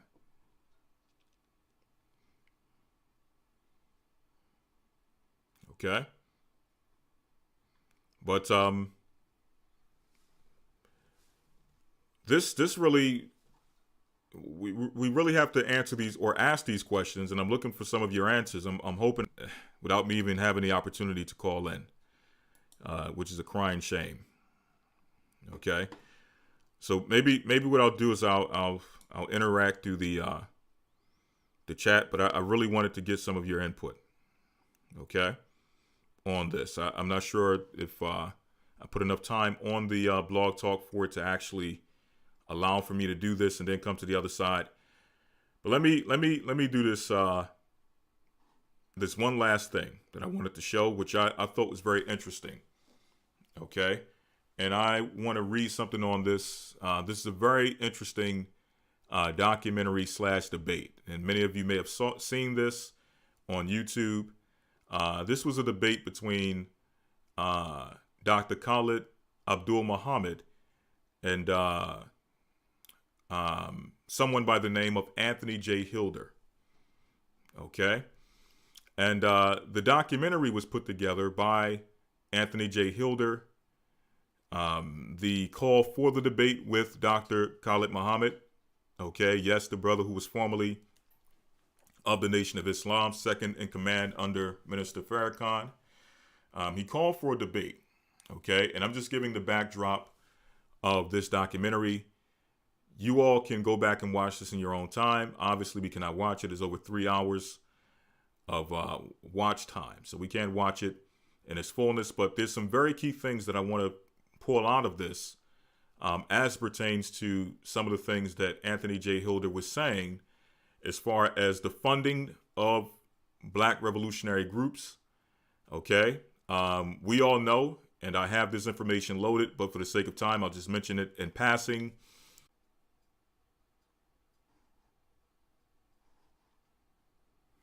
Just one moment. I'm trying to figure out what the solution is. It looks like it's back. But it's coming in and out. Okay. We should be good, but it looks like it's continual buffering. So I definitely have to find another solution going forward. In the case that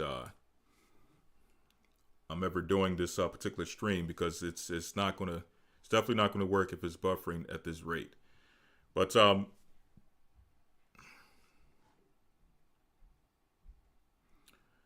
okay, all right, we're good. So I wanted to play just a clip from this. Now, the purpose of this whole debate, as Anthony J. Hilder claimed in the documentary, you can actually watch it when you get the opportunity. But his claim was that he wanted to get two results out of this debate with Dr. Khalid Muhammad. He wanted Dr. Khalid Muhammad to come forward and start to speak some of his rhetoric that he deemed as the rhetoric of a new black Hitler, okay? Which obviously they usually, or a lot of times when someone makes certain statements, and let me say, okay, just to make it clear, when it comes to advocating of the killing and of men, women, and children and things of that nature, that's not how we teach.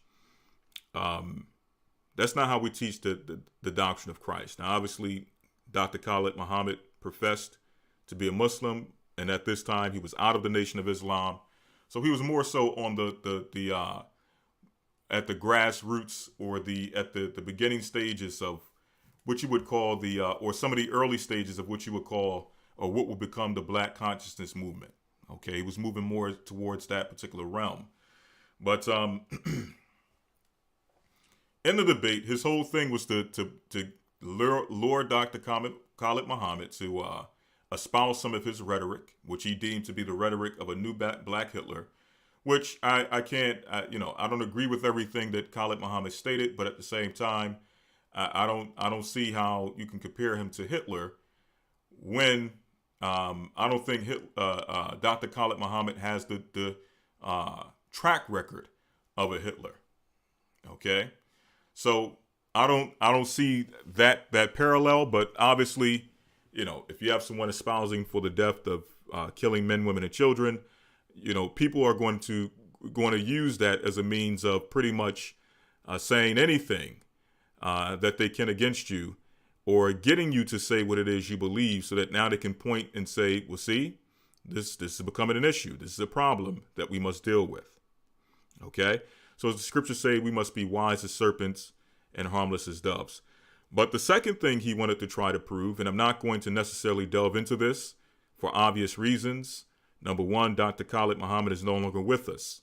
So he's not here to really expound upon and give any insight, which I think he did within the debate. Okay. But we're not here to really get into detail of exactly. He did not cause a Holocaust or anything of that nature. But nonetheless, this was his point. Now, I will say that this was a very interesting debate. This is a very interesting documentary. I suggest you all watch it. But just getting into the second thing he wanted to try to prove was that Dr. Khalid Muhammad himself was being funded by a particular organization known as the Ford Foundation. Now, the Ford Foundation is still in existence. That's an organization that has also funded Black Lives Matter. Now, that aspect of the debate, again, I'm not going to get into. When you watch that debate, you'll see Dr. Khalid Muhammad. He will give his take on why. I believe the guy stated that, Dr. Khalid Muhammad, may the Lord rest his soul, was a part of a special study group at Harvard University where they were funded by the Ford Foundation. Okay? Dr. Khalid Muhammad gives a response. You can see that when you watch the debate. But that's not necessarily the focal point of me showing this information. Okay?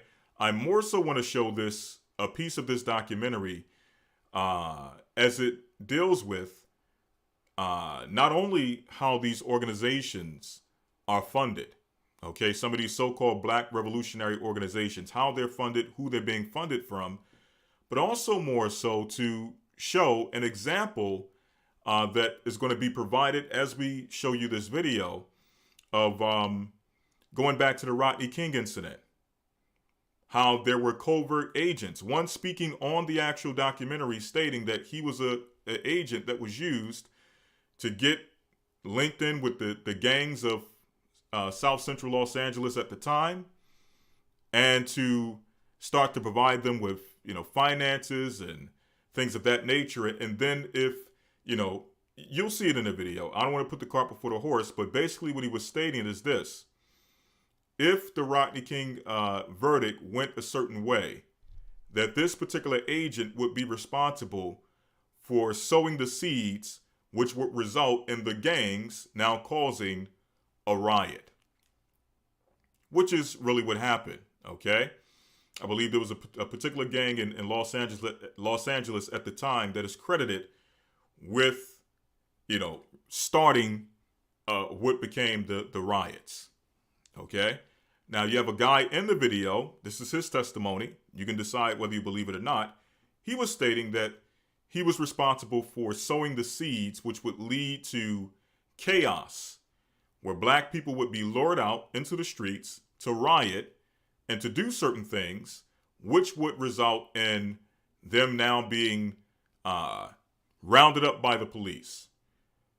Okay, which would result in them being massacred in the streets.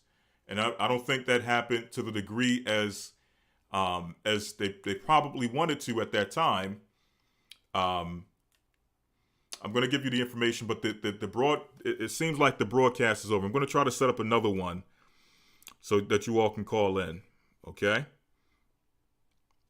But maybe what I'll do, okay, and this is just if I have the opportunity and the time, what I'll do is I will maybe come on Friday and take some of your calls on this topic, okay?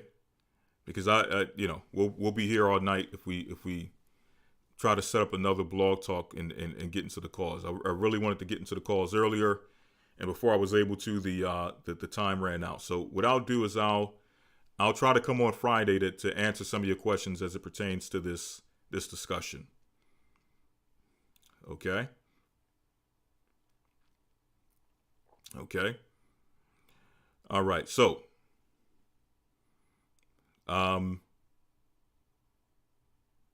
exactly. Hey, didn't Albert Pike write about this? Well, you're going to find out when we play this. You're going to see that he alludes to Albert Pike in this clip. I'm not sure if it's in the clip that I'm going to show. Again, it's a 3-hour documentary. But let me go ahead and play this. Very interesting information. Okay.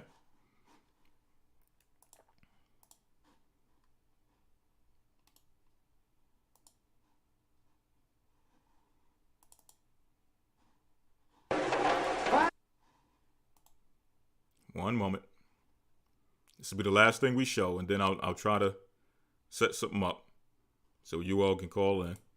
Why kill the babies? They're just little. Okay. And let's see if we can see. Let's see if there's anything in here that serves as kind of insight on how some of these movements, these so-called revolutionary movements, are sparked. Let's see if we can see anything as far as how these. Okay. All right.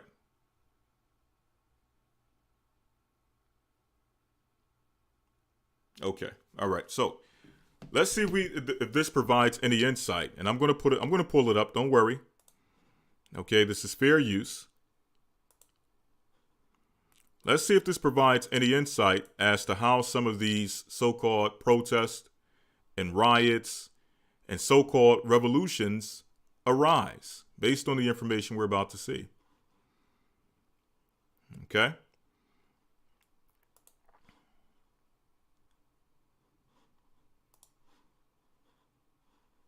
All right, you all see it? All right, let's do it.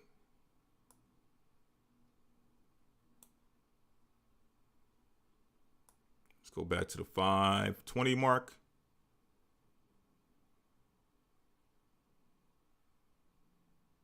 Okay, let's start. Does Khalid Muhammad believe that he's being used? Of the New World Order or Illuminati. Tickets can be purchased at these various locations. In this ring, the fight could proceed and lead them into the slaughter. Does Khalid Muhammad believe that he's being used by this Faustian financial fraternity to bring black bigotry to a boil? Or is he just plain stupid? I mean, he sounds sincere, but then so did Adolf Hitler.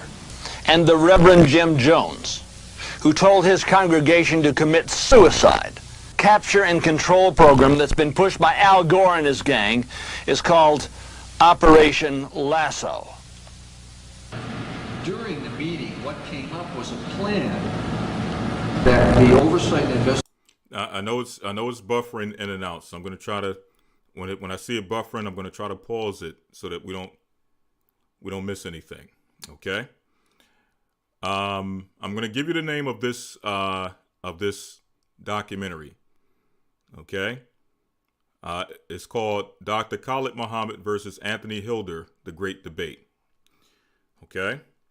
I'm going to try to pause it whenever it's buffering, but I want you to hear this. This is Fred Solani, former federal agent provocateur, tells how the CIA instigated the LA riots under Al Gore's plan.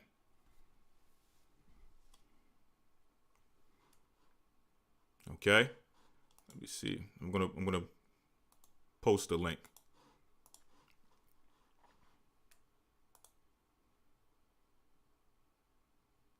Just one moment. Let me get this here.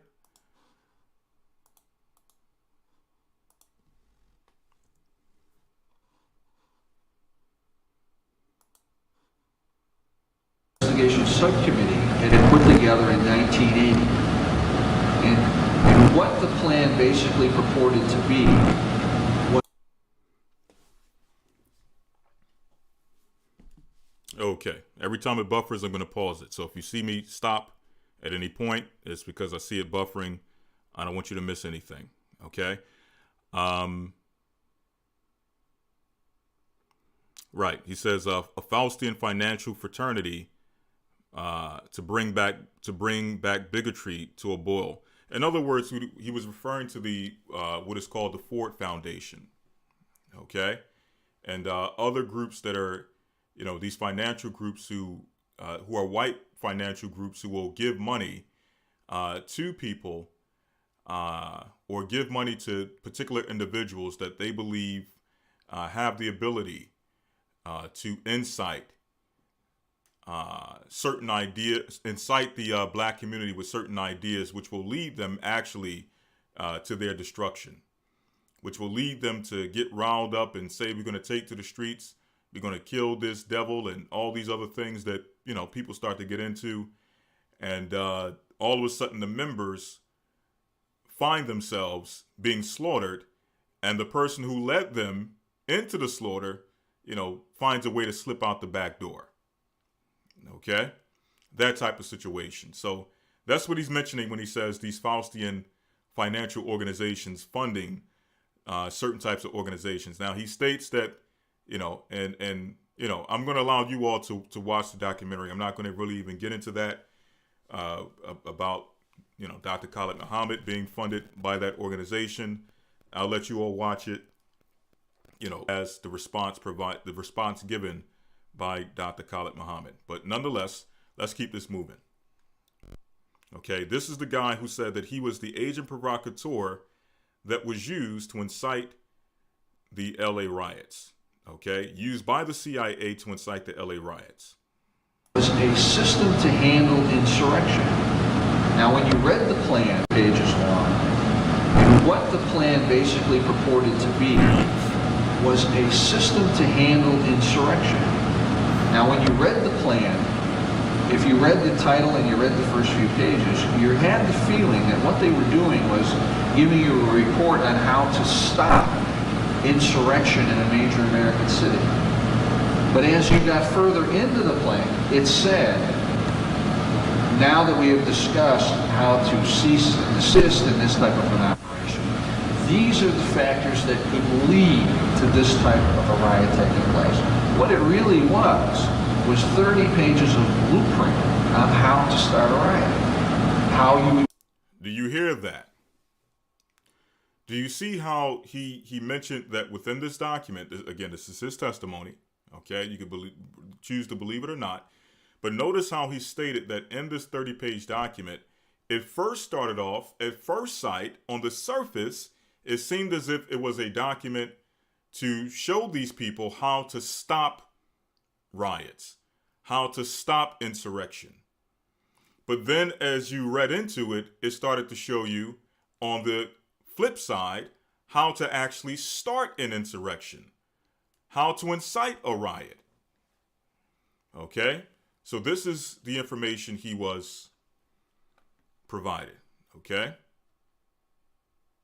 Go in, rile up the community, how you would be able to approach the youth, how you would be able to influence the blueprint on how to start a riot, how you would go in, rile up the community. How you can go in and rile up the community. How you would be able to approach the youth. How you would be able to approach the youth. These are things that he's saying he himself was trained in. How to go and rile up the community and how to rile up the youth. Okay? How you would be able to infiltrate schools. How you would be able to infiltrate schools. This was another thing he was trained in. Every single step. This Luciferian order of enlightened ones, or Illuminati as they prefer to call themselves, are following a blueprint for betrayal and butchery. In D.C. is glorified by the grand masters of the Masonic order. Their religion has dominated. I see it buffering a little bit. I'm going to rewind it back. But someone earlier mentioned Albert Pike. And here you see a statue of Albert Pike. Statue here in Washington, blueprint for betrayal and butchery. It was first drafted by General Albert Pike in the late 19th century. General Pike, whose statue here in Washington, D.C. is glorified by the grand masters of the Masonic order. Their religion has dominated our Gargolian government for the past 100 years. Oh, and Pike, he was co-founder of the Ku Klux Klan. Pike was the 33rd degree sovereign grand commander of the ancient and accepted Scottish Rite of Freemasonry. He wrote that Lucifer is God, and that the Masonic religion should be by all of us initiates, maintained in the purity of the Luciferian doctrine. Pike thought of this nation's blacks as simply niggers, useless eaters, who, if they couldn't be used for slave labor, were simply taking up space. Pike's Masonic religion, like that of Madame Helena Petrovna Blavatsky's Theosophy, are both guarded in the satanic secret doctrine. They both complement Baha'i, the only ecumenical religion recognized by the United Nations. Blavatsky, whose breath could stop a pig in its tracks, was a spiritual guide for Adolf Hitler. Hitler was greatly influenced by her secret doctrines. Blavatsky was the publisher and co-editor with Annie Besant of Lucifer magazine. This street here in the Ohio Valley is named after her. Anthony, who went to school here in Ohio, called it Satan Place.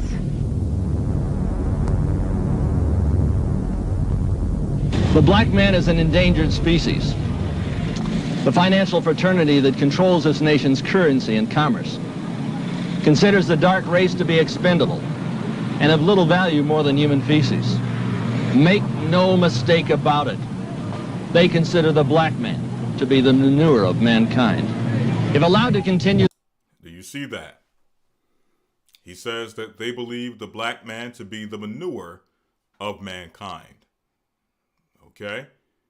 Hence, you have all of these seemingly separate, non-connected organizations who seem out in the front to be disconnected, to have no connection, but behind the scenes, they all have this one agenda to wipe out, as he says, the black man, but we know the children of Israel.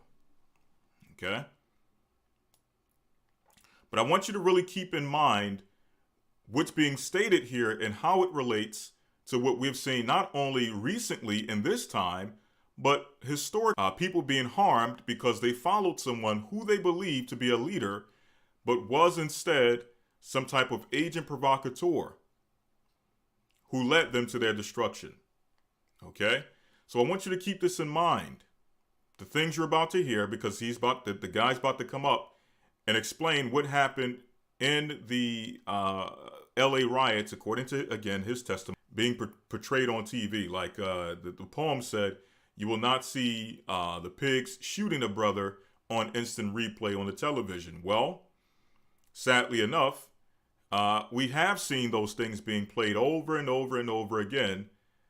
And inciting all types of emotions, which if you're not in the right mind, if you're not stable, if you're not rooted, you may believe that it's your will to now go out and act upon those emotions. You feel that it's now God is endowing you with the spirit of rage to go out and commit acts of violence because of you being incited by what you saw on the internet, by what you saw on television, by someone coming and inciting you and speaking in an electrifying manner and convincing you that you must take to the streets and you got to do something to kill these devils and to get the pigs and all these other things. I don't know if they still use that term anymore, but you all know what I'm speaking of. People using this type of language to incite you and get you riled up to go do something that you will regret. Okay? Their population control programs. They will radically reduce the population of this planet, of its blacks, the browns, and to be the manure of mankind. If allowed to continue their population control program, they think of themselves as the elite of mankind, the chosen ones, to rule and regulate the rabble. Quite evident. It's everywhere you look. They're Joseph Mengele medicine men who made the decision to perform the Tuskegee experiments, used syphilitic blacks as human laboratory animals. Had they been dogs, the Humane Society would have objected to such an atrocity. But that was decades ago. I mean, the question now is, would this same satanic society of corporate socialists, which operate through the Ford, Rockefeller, and Carnegie foundations, use blacks today as cannon fodder? Do you hear that? Okay? Because remember, in this current medical propaganda, this current medical emergency, they're often citing Tuskegee as one of the experiments that were done medically upon black people, and saying that black people don't want to go through with certain medical procedures because of what happened in Tuskegee. And usually that's followed by, well, that happened so long ago, that was a different time period. Those things no longer still go on today. And the question is being asked in this documentary, are those things still taking place? Are there organizations, special interest groups, who are still behind similar projects as was done in Tuskegee? Whether they be medical projects, whether they be propaganda projects to incite rage amongst the people to get them to become, as it states in this documentary, cannon fodder. Let me run it back again. Of corporate socialists, which operate through the Ford, Rockefeller, and Carnegie foundations, use blacks today as cannon fodder in an attempt to usher in their new world order. Would they finance a black bigoted Negro Nazi? In short, would they underwrite a black Hitler so that their programmed protege could lead their people like lambs to the slaughter? So in other words, would they be willing, if these organizations exist, would they be willing to pay black leaders? And he's espousing that the leader that has been paid off and has received funding is Dr. Khalid Muhammad, who he was debating. Now, again, I'm not getting into that. I'm not confirming that, or, I'm not going that far. Okay? What I will say, we will see and have seen many instances of people being paid off to come and incite our people with rhetoric. Okay? Incite our people with rage. With really no solution, no real solutions. The only real solution being we gotta kill the devil. We gotta start. I'm not gonna let one more day go by with the devil raping our women. I'm not gonna let one more day go by without the devil robbing us and lying to us and shooting us down in the street like dogs. It's time for us to do something about this devil. Okay? and all of a sudden you're let out somewhere to believe that some type of spirit, whether you believe it's the spirit of God or some type of African demon spirit, is with you to now go. Okay? Be careful. Okay? Be very careful with that type of rhetoric. But let's continue on. Now he's going to explain what happened in LA. Okay, with the riots. Former covert government operative Fred Solani, who worked through the CFR's CIA, says that is exactly what they have done and exactly what they are doing. You're back in Los Angeles, you're operating this phony law. Okay, again, it's buffering. I'm going to pause it. I don't want you to miss this. Fair use. Exactly. Some of you are mentioning in the comments one such organization, which we believe personally is one of those types of organizations who just spring up out of nowhere as some type of black militia. Okay, leading people into what could be some very dangerous situations where lives could be lost and what have you. You then had the situation with the Rodney King trial, or I should say the King. You then already had orders to put this riot inciting into force. You know, it depended. So he's asking a question. This is an investigative reporter asking if this man, I believe his name is Peter Solani, was an operative, an agent provider. Okay. It's buffering again. I'm going to give it a few moments and let's let it play. Rodney King. Of course, you know, it depended on what happened. If the verdict had been guilty, the set of orders on how to proceed were totally the opposite of what we did. So he said if the judgment upon the police officers who beat Rodney King, if the judgment was guilty, then he said that he receives, go as they are. But then he's going to go into the instructions that he received if it was not guilty.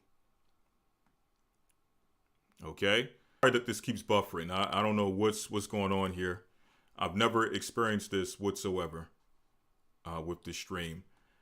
Maybe it's the video or what have you, but I've never experienced this.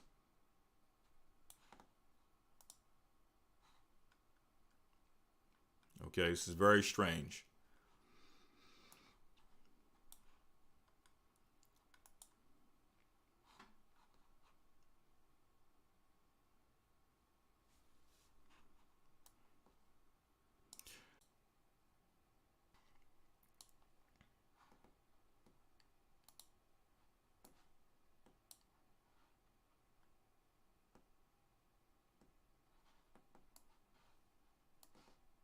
All right.